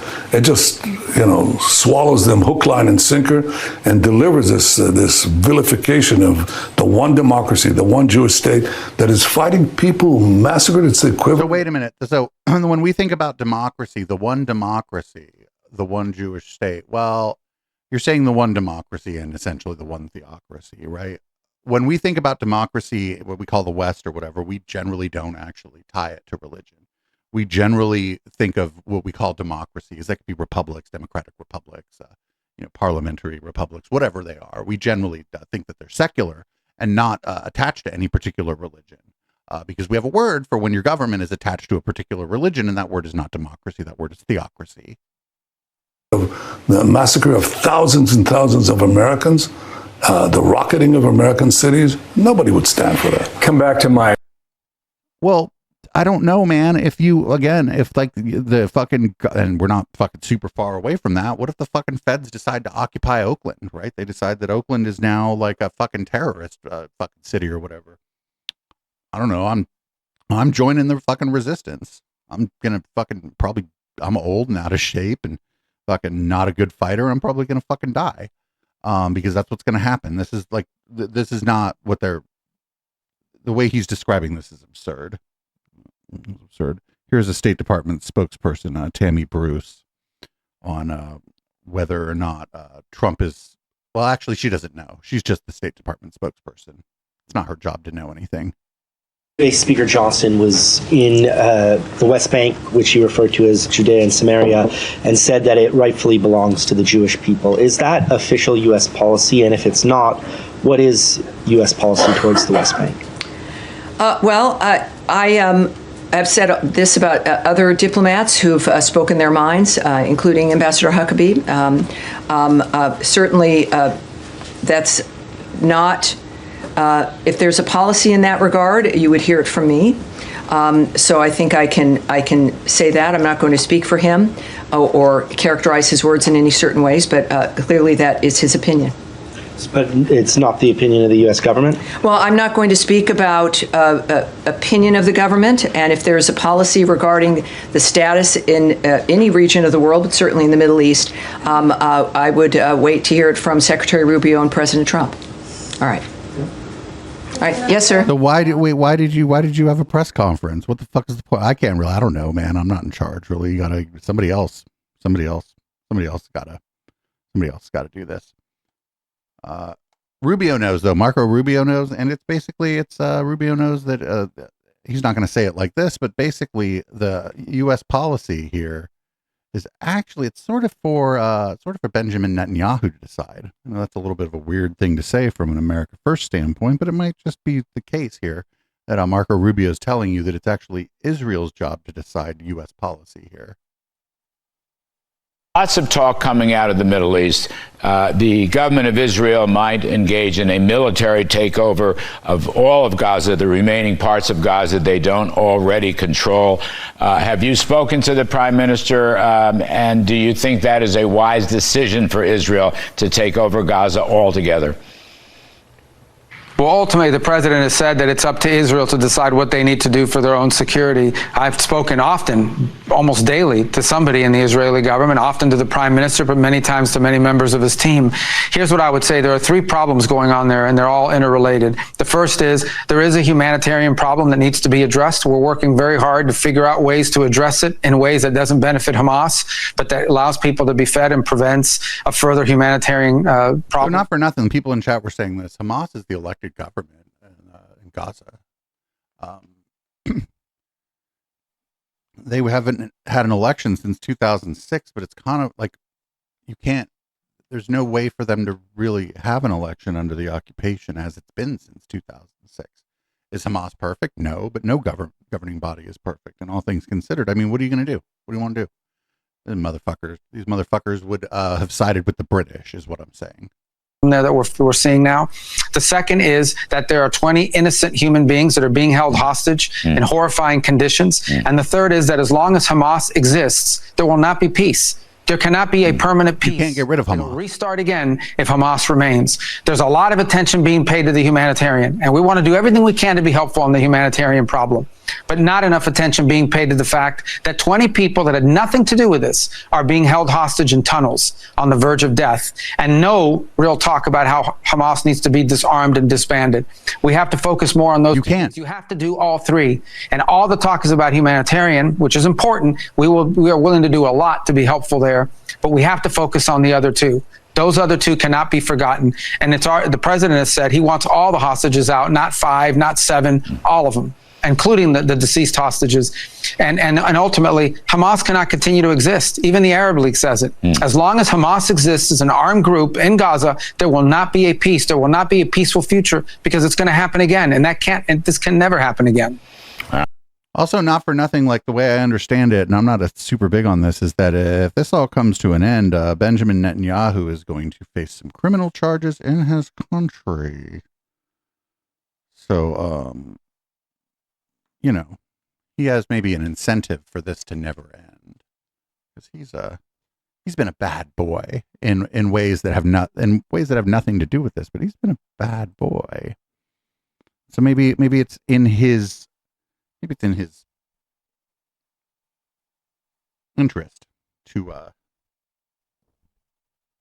have this keep going. So up next, nobody plays Trump. Don't worry. We're now moving into the, oh no, wait a minute. This is, speaking of Marco Rubio is going to talk to us a little bit about Putin's meeting with Special Envoy, was it Witkoff? And Rubio doesn't think it went well. Meetings with Putin maybe are fraught with problems, because Putin is a former KGB, and he's a professional liar, as spies are known to be. Those concessions aren't easy. You have to also sell them to the public back in your country. But I think what I can say is everybody wants the war to end. I think the conditions under which it's supposed to end that's always the hard part in this. But today was a good day, but there's a lot of work I don't want to exaggerate. We still have a ways to go here, but we certainly are closer today than we were yesterday, where we weren't close at all. Is Ambassador Steve Witkoff, coming back with a ceasefire? Not an ambassador. He's a special envoy. He might have been updated to ambassador. I don't know. Proposal, yes. It's like a ceasefire on Thursday, a ceasefire on Friday, a ceasefire on Monday. Is that in the cards? Was that discussed at this meeting? Well, I don't know about timing in terms of that. That's the specific timing of it is not discussed. I think what we have is a better understanding of the conditions under which Russia would be prepared to end the war. We now have to compare that to what the Ukrainians and our European allies, but the Ukrainians primarily, of course, are willing to accept. And what you try to see is how far can you get these two positions closer? How can you get these two positions closer to each other? If we can get what the Ukrainians will accept and what the Russians will accept close enough, then I think there's the opportunity for the president to have a meeting that includes both Putin and Zelensky to try to close this thing out. So we got to get closer in that regard. But I think for the first time, perhaps since this administration began, we have some concrete examples of the kinds of things that Russia would ask for in order to end the war. We haven't had much of that to this point. Obviously, the Ukrainians have a say in this. We got to bring the two sides and the two positions close enough so that the ultimate closer, President Trump, can get involved and make it happen. The ultimate closer, President Trump. The fucking balls of America to think that we're just going to go in there and end this war basically by because the president's supposed to be a great negotiator or whatever. Like, you keep sending fucking people like to talk to Putin and to try to fucking negotiate. But the problem is, like, the fucking president of Ukraine, Zelensky, and the people of Ukraine probably aren't like real big on the idea of having fucking President Trump or an envoy from the United States go negotiate with Russia on their behalf. Seems like maybe that's not something they want. Seems like they may be somewhat offended by that, and may be less willing actually to agree to terms of a deal because of the meddling of the United States. Who knows? Anyway, don't worry. Nobody plays President Trump. Vladimir Putin is not playing President Trump, not manipulating him in any way. Nobody can do that, actually. Oh, that a one-on-one meeting with an American president is a big deal. And Trump has said in the past few weeks he thinks that Putin was playing him. How can you be sure he's not playing you now? Well, it's I don't think anyone really plays President Trump, but there's attempts sometimes to just tap players along. And we see that it's perhaps about gaining time and pushing things along for Putin. It's about the economy as well. And now that President Trump has made it clear that he's willing and capable of moving forward on some economic actions, secondary sanctions or other direct sanctions as well, I think that perhaps put in an element for Putin that made the difference for him. Oh, get the fuck out of here. No, this dude knows that Trump ain't going to do anything because Trump wants so badly to be Vladimir Putin that in the end, he ain't fucking, there's no way. It doesn't matter how much he feels disrespected by this guy. He wants to be this guy so bad. He wants to be this guy so bad that he can't. He just won't. He won't. And I don't know what he's supposed to do. I don't want to start World War III or anything over this, but I'm not sure like what the other options are. Up next, Trump is very disappointed about all this. Is your deadline for Vladimir Putin agreeing to a ceasefire still stand tomorrow? Or is that fluid now that the talks are... What? Is your deadline still standing for Vladimir Putin to agree to a ceasefire tomorro's or is that fluid now? It's going to be up to him. We're going to see. Wait, how is that up to him? You said the deadline is that now the deadline's up to Putin. See, he's a pussy. Trump is a fucking big old pussy and wants to be Vladimir Putin so bad. It's going to be up to him. Very disappointed, yeah. Very disappointed, yeah. So it's up to him. I'm very disappointed. There was no deadline. He keeps talking about, there's deadline this, deadline that. People got to do this. People got to do this. No, they don't. People just don't do what you say. And then there's really nothing you can do about it, short of like starting World War III, which I don't know, motherfucker might end up starting World War III. Here we go on to Fox. We're back to Lock Her Up. This is this part of the show where we're going to talk about the distraction from Epstein. Essentially, is saying that the Russia probe or whatever was an attempted coup and a treasonous act. Reaction to this? Well, if this is true, it sounds like Hillary Clinton broke the law and Hillary should be in handcuffs. And I hope that when charges are referred that this doesn't become another Benghazi, because I am, like every other hardworking American, sick and tired of people. Never forget Benghazi. Politicians especially, breaking the law, flaunting the Constitution, being a threat to democracy and having no consequences. And we need real consequences here. And I believe in the leadership of the Trump administration. Yeah, the U.S. Okay, real quick. Benghazi was it was horrible. Like there was a diplomat, there was a riot. Something happened, right? It's actually still kind of unclear exactly what happened, or what the impetus for it was. But it was somewhere where there wasn't a large U.S. military presence nearby, and there was nothing we could do about it. You cannot actually go into a situation where you don't have any intelligence and be all pew pew America, send in the special forces or whatever, like it's a movie, because that's how you, in addition to your dead diplomat, end up with dead special forces.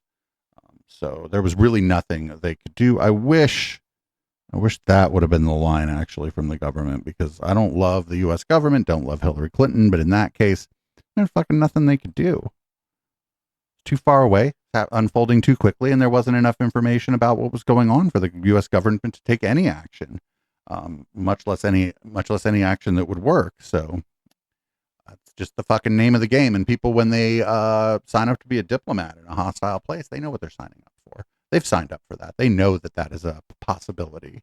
It's unfortunate, but they know that's a possibility. Up next, we got Mike Pence, Lindsey Graham, John McCain were all part of the Obama coup. Now going back to John McCain, Jesus fucking Christ. Homeboy's been dead for quite some time. My God. So this is from Right Wing Watch. Shout out to Right Wing Watch. This is, of course, on the Eric Metaxas show. In American history to compare to the scandal we're talking about right now. The Obama coup. The FBI colluded, Obama colluded, and they created the Russia hoax first to help Hillary win the election, and then to try to nullify the results of the 2016 presidential election and prevent the peaceful transfer. They didn't do a very good job of nullifying the 2016 election. They wanted to force Trump to resign so that Mike Pence, a pliable neocon puppet, would be the useless president of the United States, and the Republicans would continue to be doormats for everything the Democrats want. And I think Mike Pence was overtly part of it. I think he was actually directly in on it. I think he was part of the conspiracy. The deep state tried to nullify a presidential election. Both parties were implicated. Lindsey Graham and John McCain were part of the conspiracy. This isn't just about Obama. This isn't just about Hillary. This is about the rhinos and the swamp Republicans. I don't think people are prepared for what lies ahead. I mean, if Donald Trump... This is all Q-pilled, right? Like the storm is coming. You aren't prepared for what's going to happen. This is fucking pilled. Like QAnon is over, sort of, but it's just like this ooze that is just fucking all over everything now. Yes, which he must. It's going to be ugly. I mean, Hillary Clinton, for her to face the music on what she has done, that's going to be in some ways wonderful and in some ways tough to watch. But the people who are going to be in orange jumpsuits are going to be the people who worked for Obama in 2016 and the transition in 2017. Those are the people around Obama. We're going to have to see Obama's staffers going to prison. So Barack Obama could do the funniest thing right now and seek asylum in Kenya. Would fucking love that. Like, what the fuck does Lindsey Graham have to do with this? Like Hillary Clinton, she lost the election. She conceded the night of, and then she said that she said some things that, that the president was illegitimate and that there were questions about like interference from the Russians, but she never said that she never said that he didn't win or anything. Like, this is bullshit. This is all bullshit. And this is just to distract, but it's not going to work. Fucking QAnon people actually don't give a fuck about this because they're fucking, look at the real ride or die satanic panic, save the children ass motherfuckers are fucking not, they're not into this. They're into the Epstein stuff. They just are. And so this isn't going to work. And, you start jailing your political opponents because they said things you didn't like basically about you, in the election, and investigated and found people actually in your campaign who had done some stuff. You start jailing those people, then fucking the Republic's gone. It's over. And we're looking at civil war. It's not that people love Hillary Clinton and Barack Obama and even Lindsey Graham or whatever. It's just that's just going to shake out that way. It shakes out no other way. This is great. This is on CNBC. This is Elizabeth Warren talking about Zoran. I wonder, though, often we see this, and this is a local election.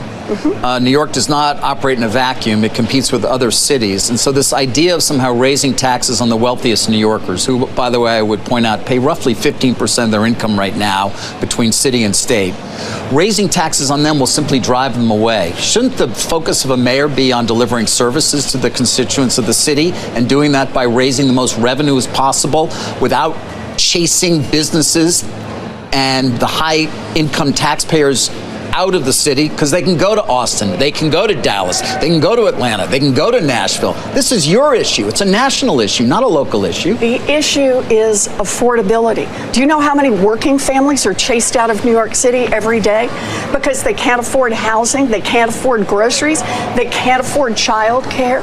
What Zoran is saying is, I want people to be able to afford to live in New York City. That's what keeps it a vibrant city. That's what makes people want to live Nobody here. disagrees with that, Senator, but raising taxes in order to do it? Why is that the answer? Oh, dear. Are you worried that billionaires are going to go hungry? No, I'm worried that they're going to leave and spend their money elsewhere. You know, they've threatened to do that over and over and over. And they have. They've left. But here's the thing. And Goldman Sachs, when they create new jobs, they do it in Dallas. And Blackstone won't build a new headquarters. And go on and on. You want to have a workable city? You want to have a city that's vibrant? You want to have a city where the streets are full, where there are things for sale 24 hours a day? Then you need people who can live here and work here. Well, we've got that right now, by the way. I would point out New York is thriving. So now it's doing pretty well. Well, wait a minute. Isn't the line from the fucking conservatives that New York is a shithole and you're going to get murdered on the fucking subway? Isn't that what everybody's been saying? Like, or I guess these are like the shittiest of shit libs because this is MSNBC's. I think it's Squawk Box. These are the shittiest shit libs. Do you think they're doing well? Because a lot of people are struggling to pay for housing. A lot of people are struggling to pay for groceries. And I got to tell you, mamas and daddies who are facing $25,000 a year to pay for childcare. Those are national issues. I mean, I know they are the local state, but you can't. New York City. Yes, but if you deal with them in that way, by what is always your backup, just tax them more, they will leave. No, the backup is make this city and make this country work for everyone. I get that the Republican point of view is make this country and make every city in this country work better and better for a handful of billionaires and let everybody else eat dirt. But what Mamdani won on in a Democratic primary is he said, I'm going to address affordability. And he didn't win by one vote. No, he won by a lot. It's very much unclear he has the ability to actually do it, by the way, based on the laws and what the governor has to say and what he would actually have to do. You know, I love that as the fallback position, and that is he's fighting for the right thing, but maybe the billionaires will have a way to everybody wants a more affordable city. There's no doubt about that. The question is how you go. You build more housing. Sure don't want to pay their part on this. Wait, where the fuck do you build more housing in New York City? New York City isn't San Jose, right? New York City is dense. Yeah, you can increase the housing supply, but you can't do it by that much, that quickly. It's like on Down Ballot, we talk about San Jose. Yeah, they need to increase the housing supply, but to do that, they need to knock down a bunch of single family homes and build denser housing. And a lot of New York City, that ain't on the menu, right? They got to knock down a fucking 12-story building and build a 22-story building. That's a fucking very different proposition. Oh, these fucking CNBC are fucking. They're like. I guess that guy's a conservative, but they're generally like kind of shit libs. They're like fucking hyper capitalist. And like, okay, so the billionaires are threatening to leave. Good, get the fuck out. Oh, what? Well, New York City is not going to survive if a billionaire leaves. Fuck out of here. Get out. Get the fuck out. Fucking move to San Jose. I don't give a fuck. Move to San Jose where you belong. Get the fuck out. Won't like no San Jose, though. Let me tell you that. A lot of Mexicans there. Up next, we got Representative Mike Flood, a Republican from Nebraska, gets booed at a town hall. Why did you cut SNAP and healthcare research?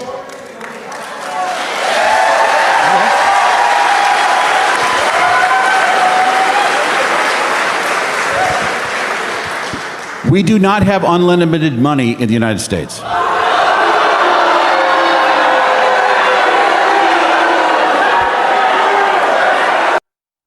Man, if the uprising comes out of the fucking heartland, that's going to be fucking amazing. I'm not fucking holding my breath on it, but these people are going to get hit the hardest by a lot of this stuff. I think a lot of people, because like when you get, like I'm on Medicaid, that's my healthcare plan because I don't make a lot of money. It's called something else because it's through the county, through the state, right? It's not called, but it's Medicaid. It's funded by Medicaid. And I think a lot of people maybe don't know, or maybe they didn't know, but now they're starting to realize, they're starting to figure out, wait a minute, I'm on Medicaid. You know, I get food assistance. Now you're cutting my food assistance and my tomatoes cost fucking 25 cents a pound more. I was barely able to afford tomatoes in the first place. I think a lot of time. I think that a few months from now, I think a lot of people are going to realize what the fuck's going on here. And it's not going to be, it's sure people in the cities and stuff, and Lincoln's a city, but not really. I mean, Lincoln ain't no San Francisco or New York.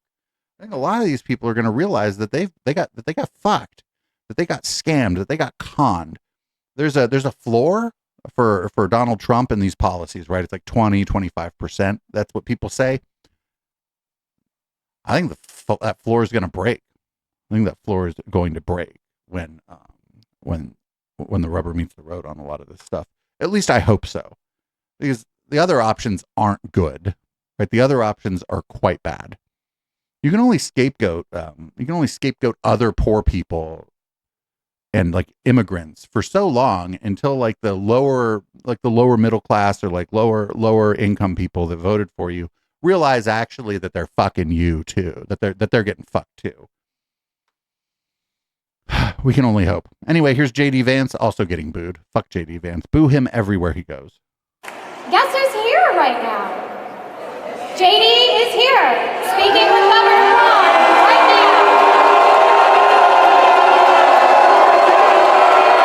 now. Look, it says take mad voters, take back after 20 years of something, take back our streets.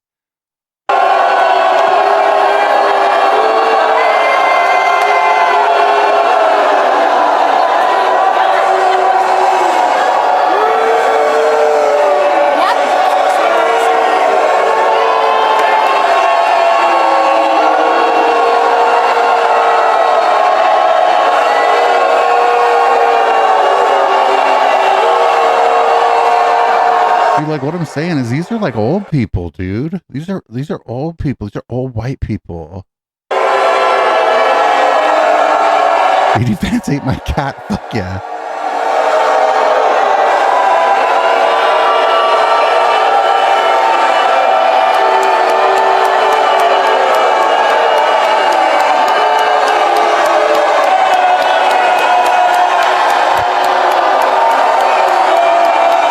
That guy in that fucking 1776 shirt and shit, you would assume that he'd be doing a racist video from the fucking driver's seat of his truck.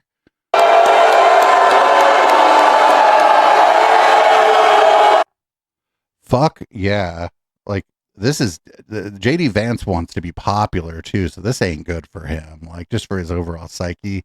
Man desperately wants to be popular. That's why he like tried to make friends with Elon Musk and like kind of join the manosphere or whatever. He desperately wants to be popular. This ain't good for his psyche. So this, speaking of Vance, he retweeted this interview with this giant piece of shit. You guys might remember this giant piece of shit from a couple weeks ago. You don't remember him from, something that we talked about. JD Vance retweeted this. Check out what this guy says in this walk and talk.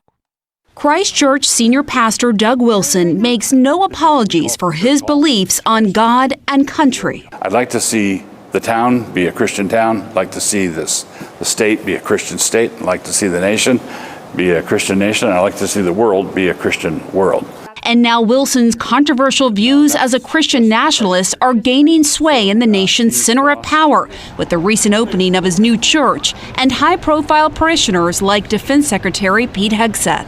Is planting a church in D.C. part of your mission to try to turn this into a Christian nation? Yes. So every society is theocratic. The only question is who's theo? In a secular democracy, it would be demos, the people. In a Christian republic, it'd be Christ. Well, wait, what? No. In a secular republic, no. Demo is the people. Theo is your religion. They're not the same thing. The people don't get to just be God just because everything's a theocracy. Come on, man. This is bullshit. This guy's grifting. This guy can't. He might be that stupid. This guy can't. There's a very low chance that this guy believes this. I think this is a cash grab. What would you say to someone watching this to say, look, I'm a Muslim. Who are you to say your worldview is better than mine, that your God is better than mine? Well, if I went to Saudi Arabia, I would fully expect to live under their God's rules. But you said earlier that you want this to be a Christian world. Yes. So you want to supplant their religion with your Christian? Yes, by peaceful means, by sharing the gospel. There's a lot of work yet to do. I believe that we are working our little corner of the vineyard. Wilson's Little Corner, a picturesque campus nestled on the outskirts of downtown Moscow, Idaho, is growing by the day with thousands of like-minded Christians. Parishioners of his church, known as Kirkers, own and operate several businesses downtown, next to liberal college town stores. If it's true, Why did he yell boo? Because it's because of me. because of you. Hell yeah, fucking hell yeah. Yeah. Well, you had there you go. That's a regular day for you. That's make these people pariahs in your city center. A big focus of his Christian movement is on a patriarchal society where men are dominant and women are expected to submit to their husbands. Women are the kind of people that people come out of. What? So you just think they're meant to have babies. That's Well, it. They're just a vessel. No, it doesn't take any talent to simply reproduce biologically. I mean, I don't know. I'm pretty good at fucking. The wife and mother, who is the chief executive of the home, is entrusted with 3 or 4 or 5 eternal souls. I'm here as a working journalist, and I'm a mom of 3. Good for you. Is that an issue for you? No, it's not automatically an issue. Josh and Amy Prince, along with their 4 kids, moved here from Washington State. Do you see Amy as your equal? Yes and no, in the sense that we're both saved by grace.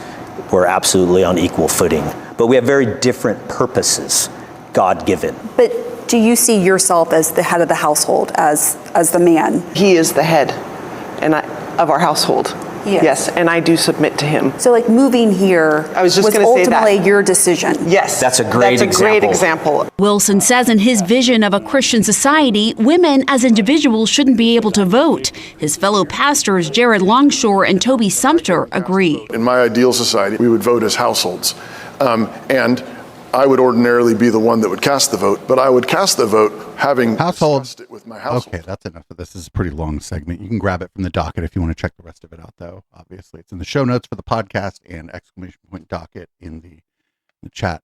Households.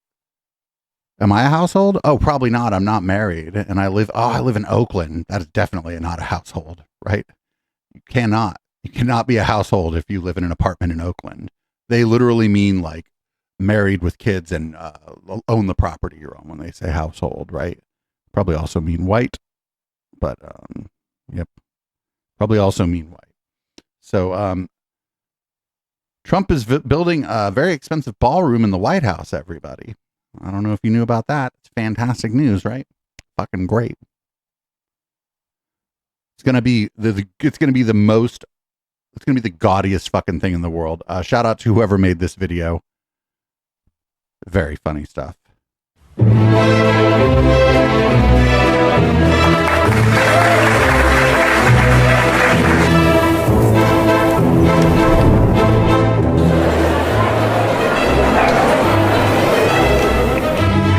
participation has increased. Everyone loves us.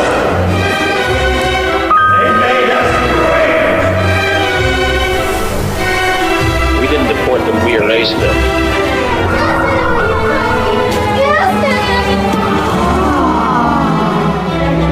We made America great.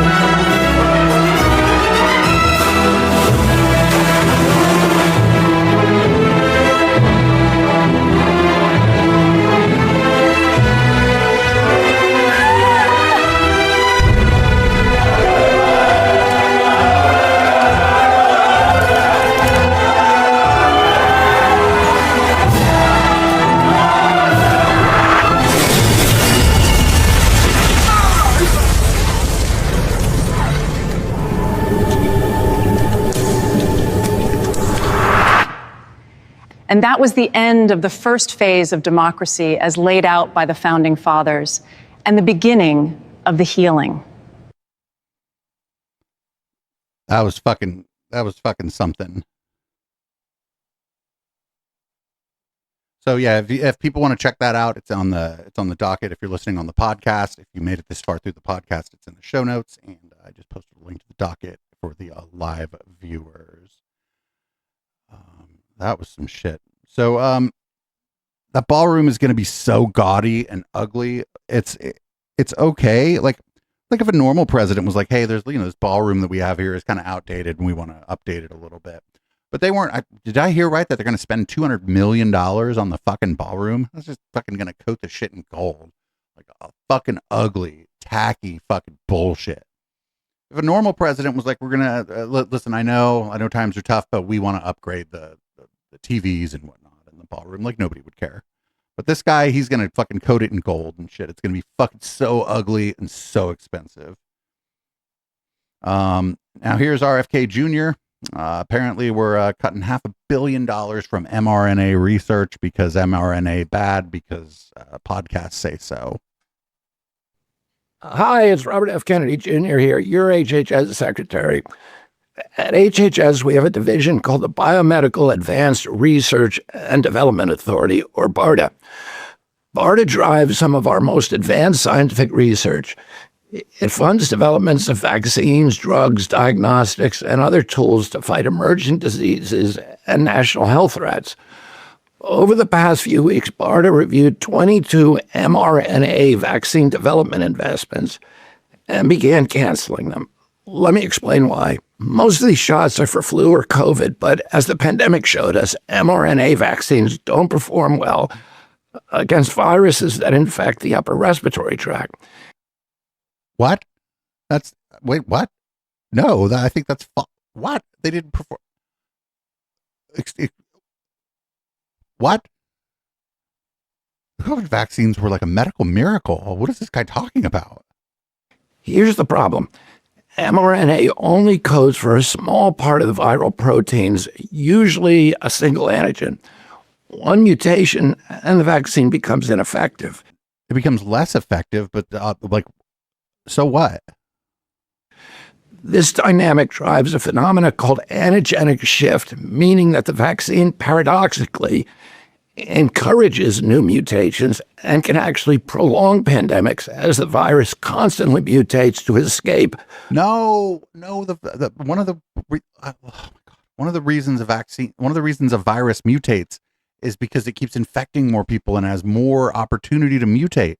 So if you slow, even just slowing the rate of infection slows the rate of fucking virus mutating because it has less fucking hosts in which to mutate. Holy shit, man, this is fucking so stupid.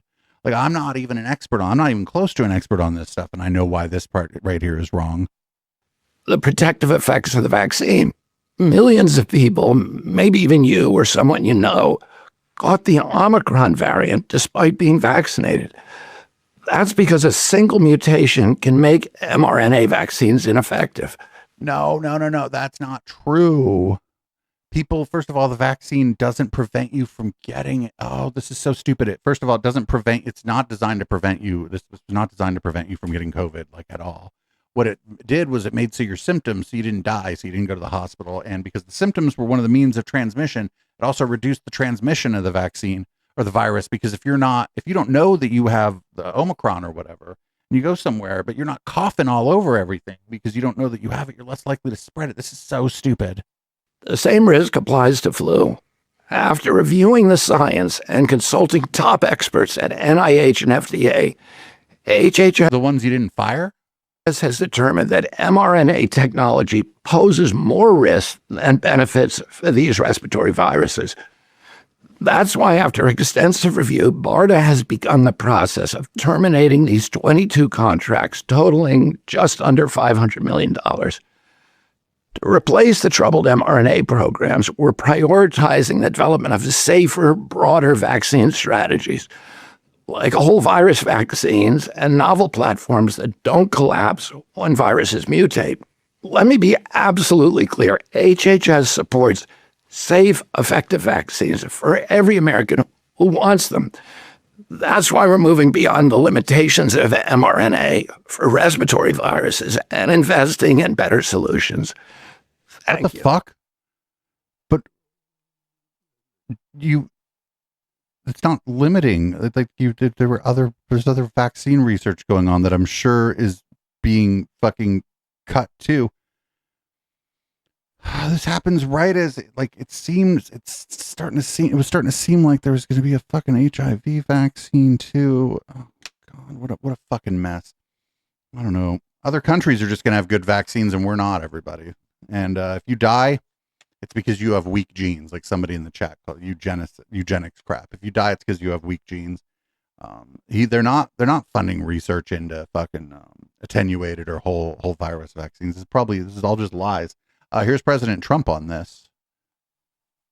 You were the driving force behind Operation Warp Speed, these mRNA vaccines that are the gold standard. Now your health secretary is pulling back all the funding for research. He's saying that the risks outweigh the benefits, which puts him at odds with the entire medical community and with you. What is going on? Research on what?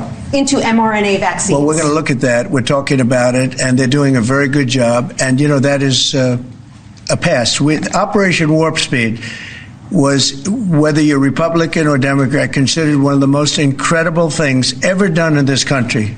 The efficiency, the way it was done, the distribution, everything about it has been amazing. But that was now a long time ago. And it was just a few years ago. What he was like fucking 100 years ago. Oh, it was the oldie times.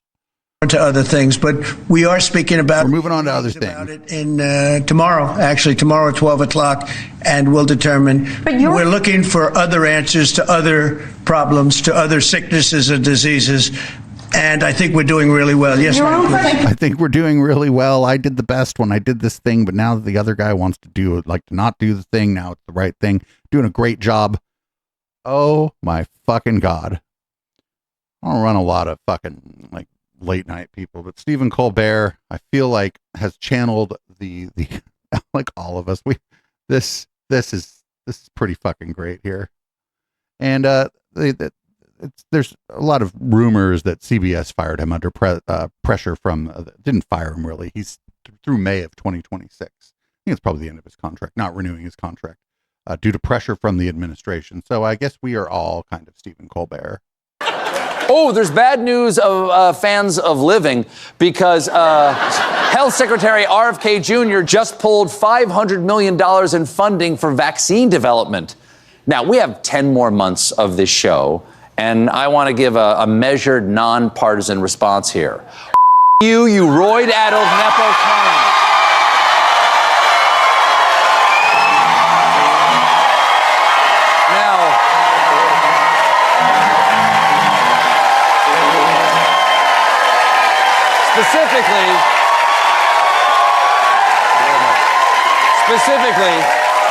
Specifically, Bobby Jr. is nixing 22 projects that use mRNA technology. But that's the latest vaccine technology.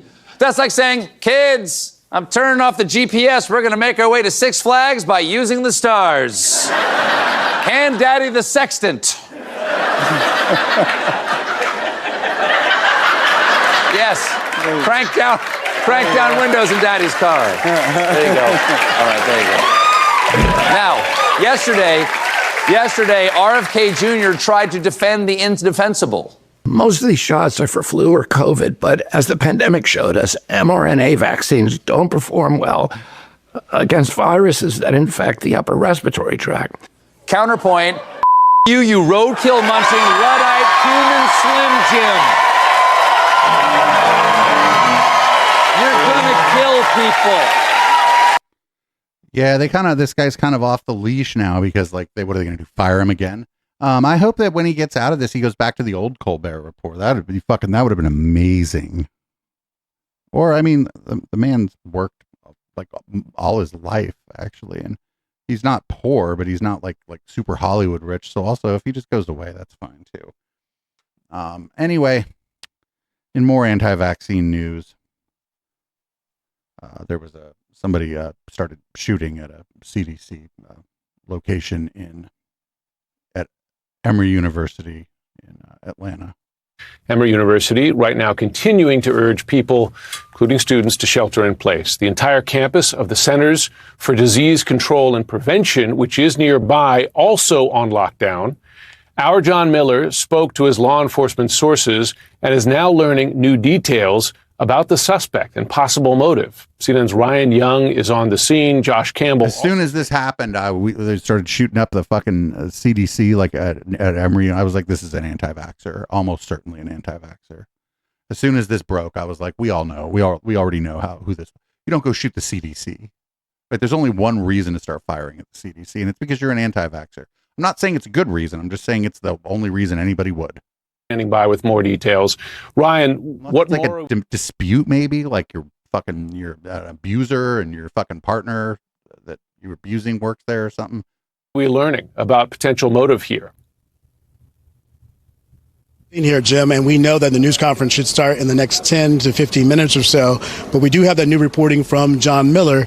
I'm going to read this to make sure I get it correct. The law enforcement official tells John Miller that after speaking with family members, police are operating under the theory that the shooter either was sick or believed that he was sick and blamed the illness on the COVID vaccine.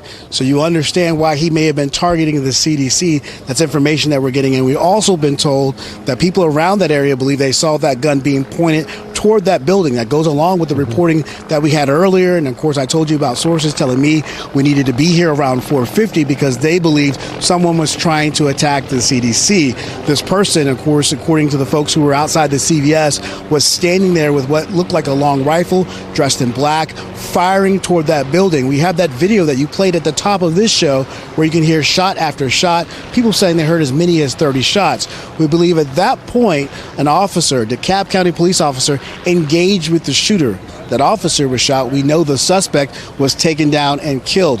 We're hoping to get more information about how this all played out. Now, that lockdown took place here. We saw hundreds of officers, both federal and local officers, and SWAT teams swarm into this area. It took an hour and a half for me to make it up the hill because the scene here is about a mile up the road. We walked up that way, and it's still pretty much on lockdown. On top of that, you could see the greater community here when it comes to students and parents and people who work in the restaurants and the businesses up there who are either trapped on one side or trying to get the loved ones who were calling them.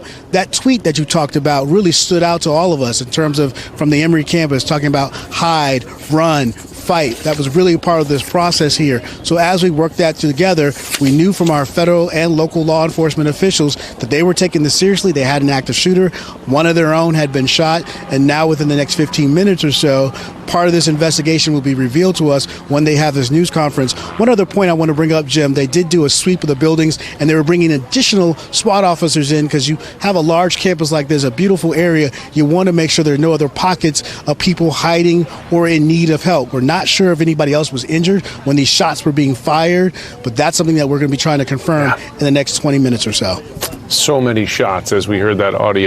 Yeah, dude, fucking as soon as like I heard that, I was like, this is an anti-vaxxer. It's fucked up. It's fucked up, right? Because we're not supposed to we're not supposed to think that. Well, because it was a university, there's not a lot of university shootings. If it was near like a well, it's not, the school isn't in session, but if it was near like an elementary school or like a junior high, I'd be like, oh, school shooter or anti-vaxxer? I don't know. Are they shooting at the CDC? What's going on here? But not great. And that's, people like RFK Jr. and whatnot, they're not directly responsible for this, but it emboldens these people. Absolutely emboldens these people. Speaking of fucking crazy people in our government, here's Nancy Mace. Chemtrails. To remove fluoride from our water? Fluoride from water, I would support any action to remove fluoride from our water and also ban chemtrails. Like, we should do that too. Other states are doing it. Tennessee, I think, recently did it as well. Florida just did it. We will follow. Again, I want us to lead. I don't want to be following, but if we have to follow other states until we get there, we will do it. But I support it. Yep. How do you... I love that banning chemtrails. We're going to pull over the fucking chemtrail plane. These people are fucking great. Oh, she's running for South Carolina governor. So she's going to be the anti-chemtrail candidate for South Carolina governor. It's going to be fantastic. Looking fucking way forward to this. elections. Do you expect the president to help weigh in and put his thumb, or at least his endorsement and seal of approval on the governor's race in South Carolina? Well, he could end the race today. We're ahead in every single poll. I'm going to work very hard to earn his endorsement. We're raising money hand over fist right now. We believe we raised more money in the first 10 hours than any other candidate in their first 10 days. And so I hope that he's watching. I hope he's watching how hard we're working. Mr. President, if you are, we're working very hard for you. We have a huge opportunity in the midterms next year to deliver on America First governors across the country. And I want to be part of that leadership team. Fucking crazy town. Chemtrail governor, everybody. All right, we got a couple more here before we get into red light. This has been one hell of a docket. It's like this every week now, though. I should fucking maybe split this into 2 shows or something. I don't know. Anyway, I don't know if you know this, but as we get towards the end of the docket, things get a little crazier and a little closer to what we might be covering during red light. So did you know that feminism actually turned everybody gay and trans? I fucking had no idea, but here you go. I blame feminism for the erasure of women and for the entire transgender pronoun patty cake mafia. Gay marriage brought us trans. Feminism brought us gay marriage. So feminism is to blame. And of course, the silent churches and pastors throughout the 20th century who traded their birthright for a bowl of porridge, and they cared more about the accolades and attaboys of the entrenched political elite and the Democrat Party and their invitations by Klaus Schwab with Rick Warren on a private jet to Davos every year. It's the idol of cultural respectability instead of faithfulness to Jesus. I blame them too. I mostly blame feminism. Fucking incel shit, dude. Fucking shut the fuck up. Oh man. Oh, I feel so bad for just America. It's not everybody's fault, but it's some of their fault. Here's Candace Owens, appears to be on the Alex Jones show, and she is going to call Donald Trump the deep state president. Yeah, I mean, Bibi Netanyahu is president of the United States, effectively. So we should just pay attention to whatever Bibi Netanyahu's aims are. Bibi Netanyahu was on camera saying that any person that boycotted Israel would themselves endure, some pain in the United States. He was behind passing all of the anti-BDS laws. And look, I think most of us weren't paying attention to the relationship with Israel in the first term because there was nothing relevant that was happening. Now with everything happening in Gaza and Trump turning a blind eye to it and pretending that it's totally fine, it's become very clear that Bibi Netanyahu has... So I want to be pretty clear here. Candace Owens is no friend of the Palestinians, Gaza, or any Muslim people. She is one of the few people in media who, when she's criticizing Israel, she just hates Jewish people. One of the very few people who that's actually obviously the case for. I just want to be super clear about this. Power over Trump. And I think the real mask down moment was, of course, him trying to gaslight us about the Epstein files. That's ridiculous.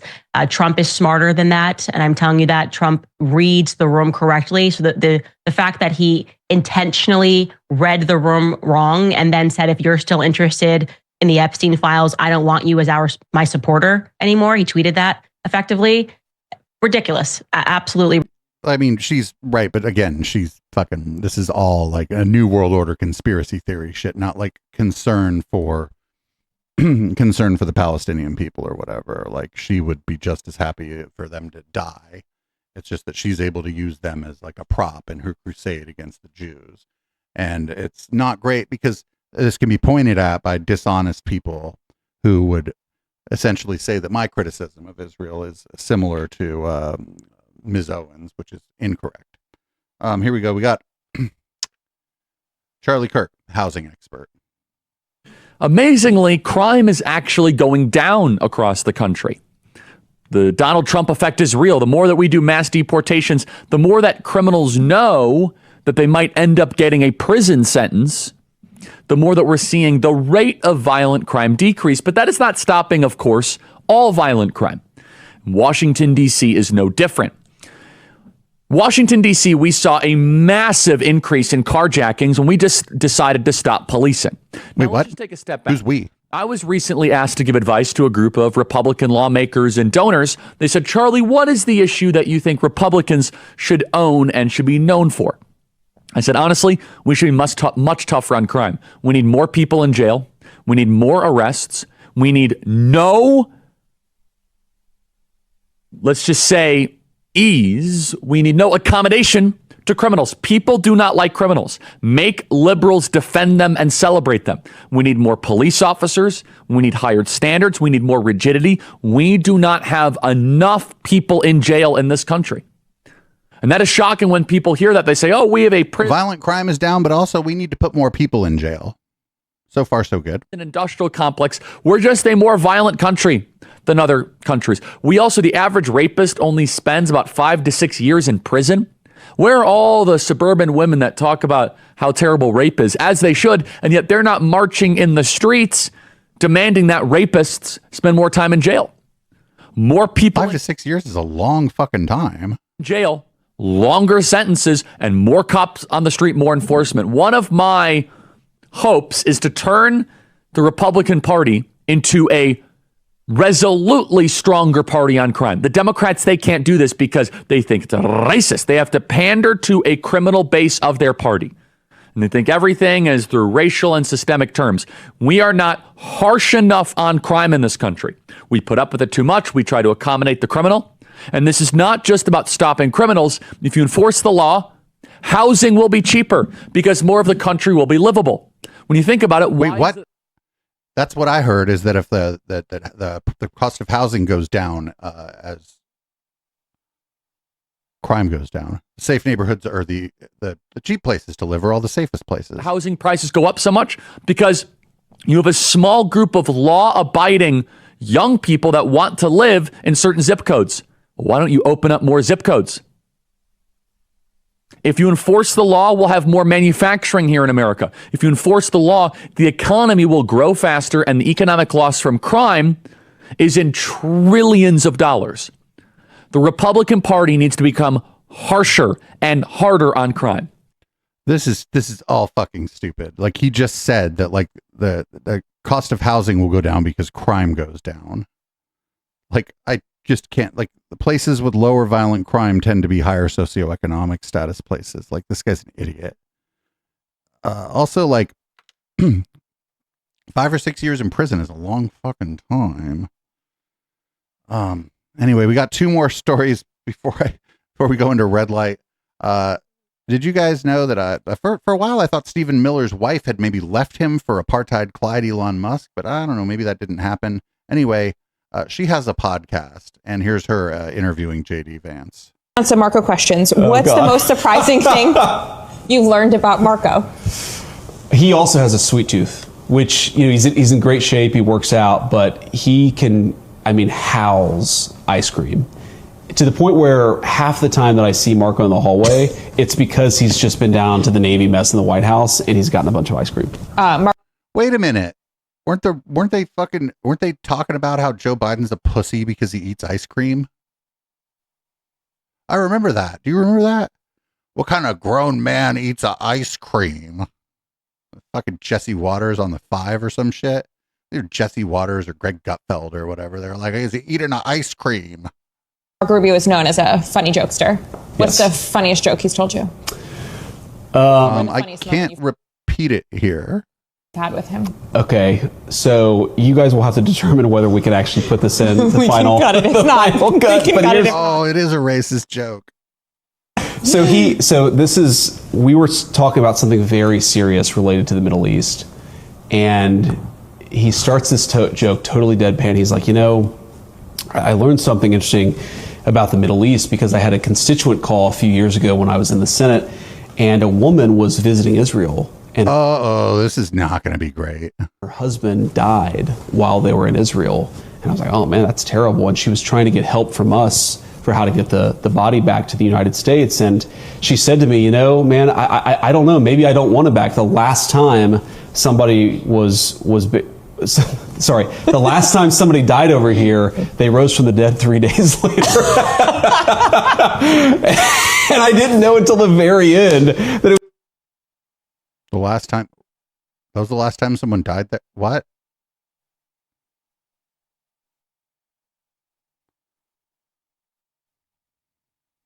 I don't even think you had to be there.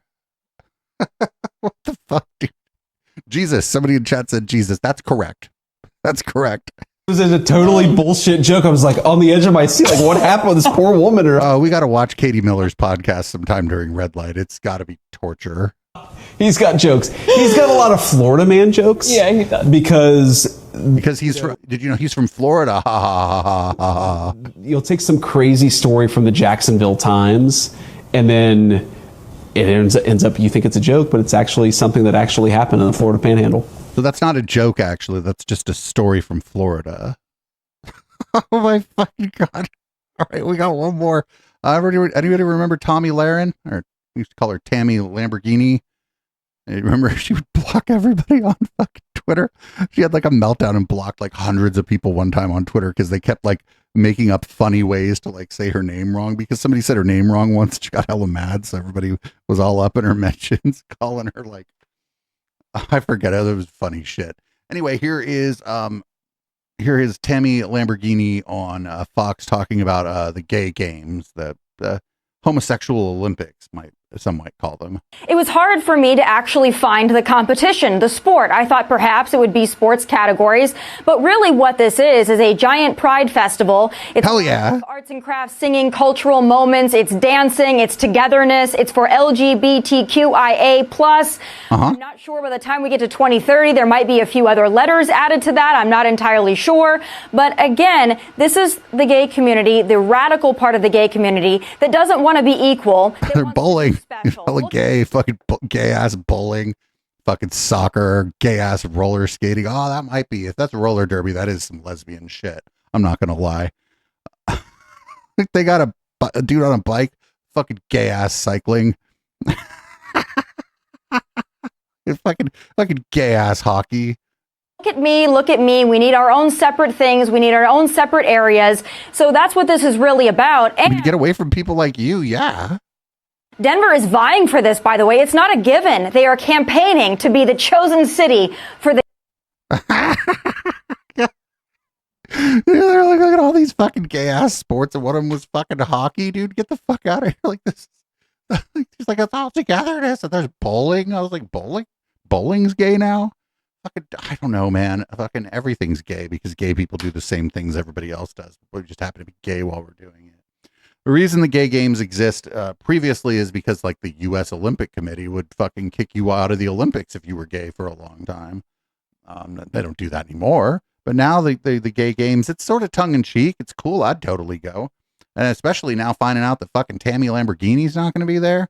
She's like, this is separate. Nah, it's not for... I don't know if she knows this, but straight people probably go to these parties. I know I might have been the only one, but I always was going to Pride and stuff with my straight friends. My straight friends were like, well, they're just my friends, right? They're like, what are we doing for Pride? And I'm like, oh, we got to fucking pay overpriced for a hotel. We have any friends in the Castro that we can crash? Fucking separate shit, though. Separate shit.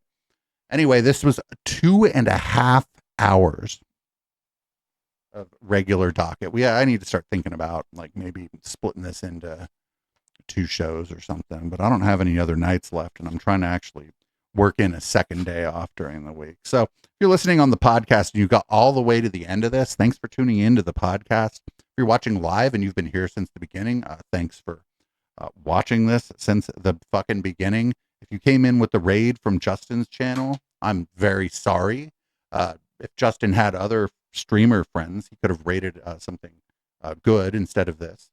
And with that, that's the end of the show. If you want the red light portion of the show, which tonight is probably going to be shorter actually than the podcast part of the show, you can go to eplex.store or patreon.com/echoplex and sign up to $5 or higher level, and you will get the entire show sent to your inbox tomorrow. That's a day before the fucking show goes up. I guess it would be yesterday. I don't know time. But now we're time traveling. You can tell I've been sitting here for too long. Anyway, join at $5 a month. You get the whole show. You get the whole show of Down Ballot. And there's other goodies, especially if you join over at Fourth Wall, eplex.store. This is Boomers by Periscope. After this, I fucking need a drink. We'll be back with the red light.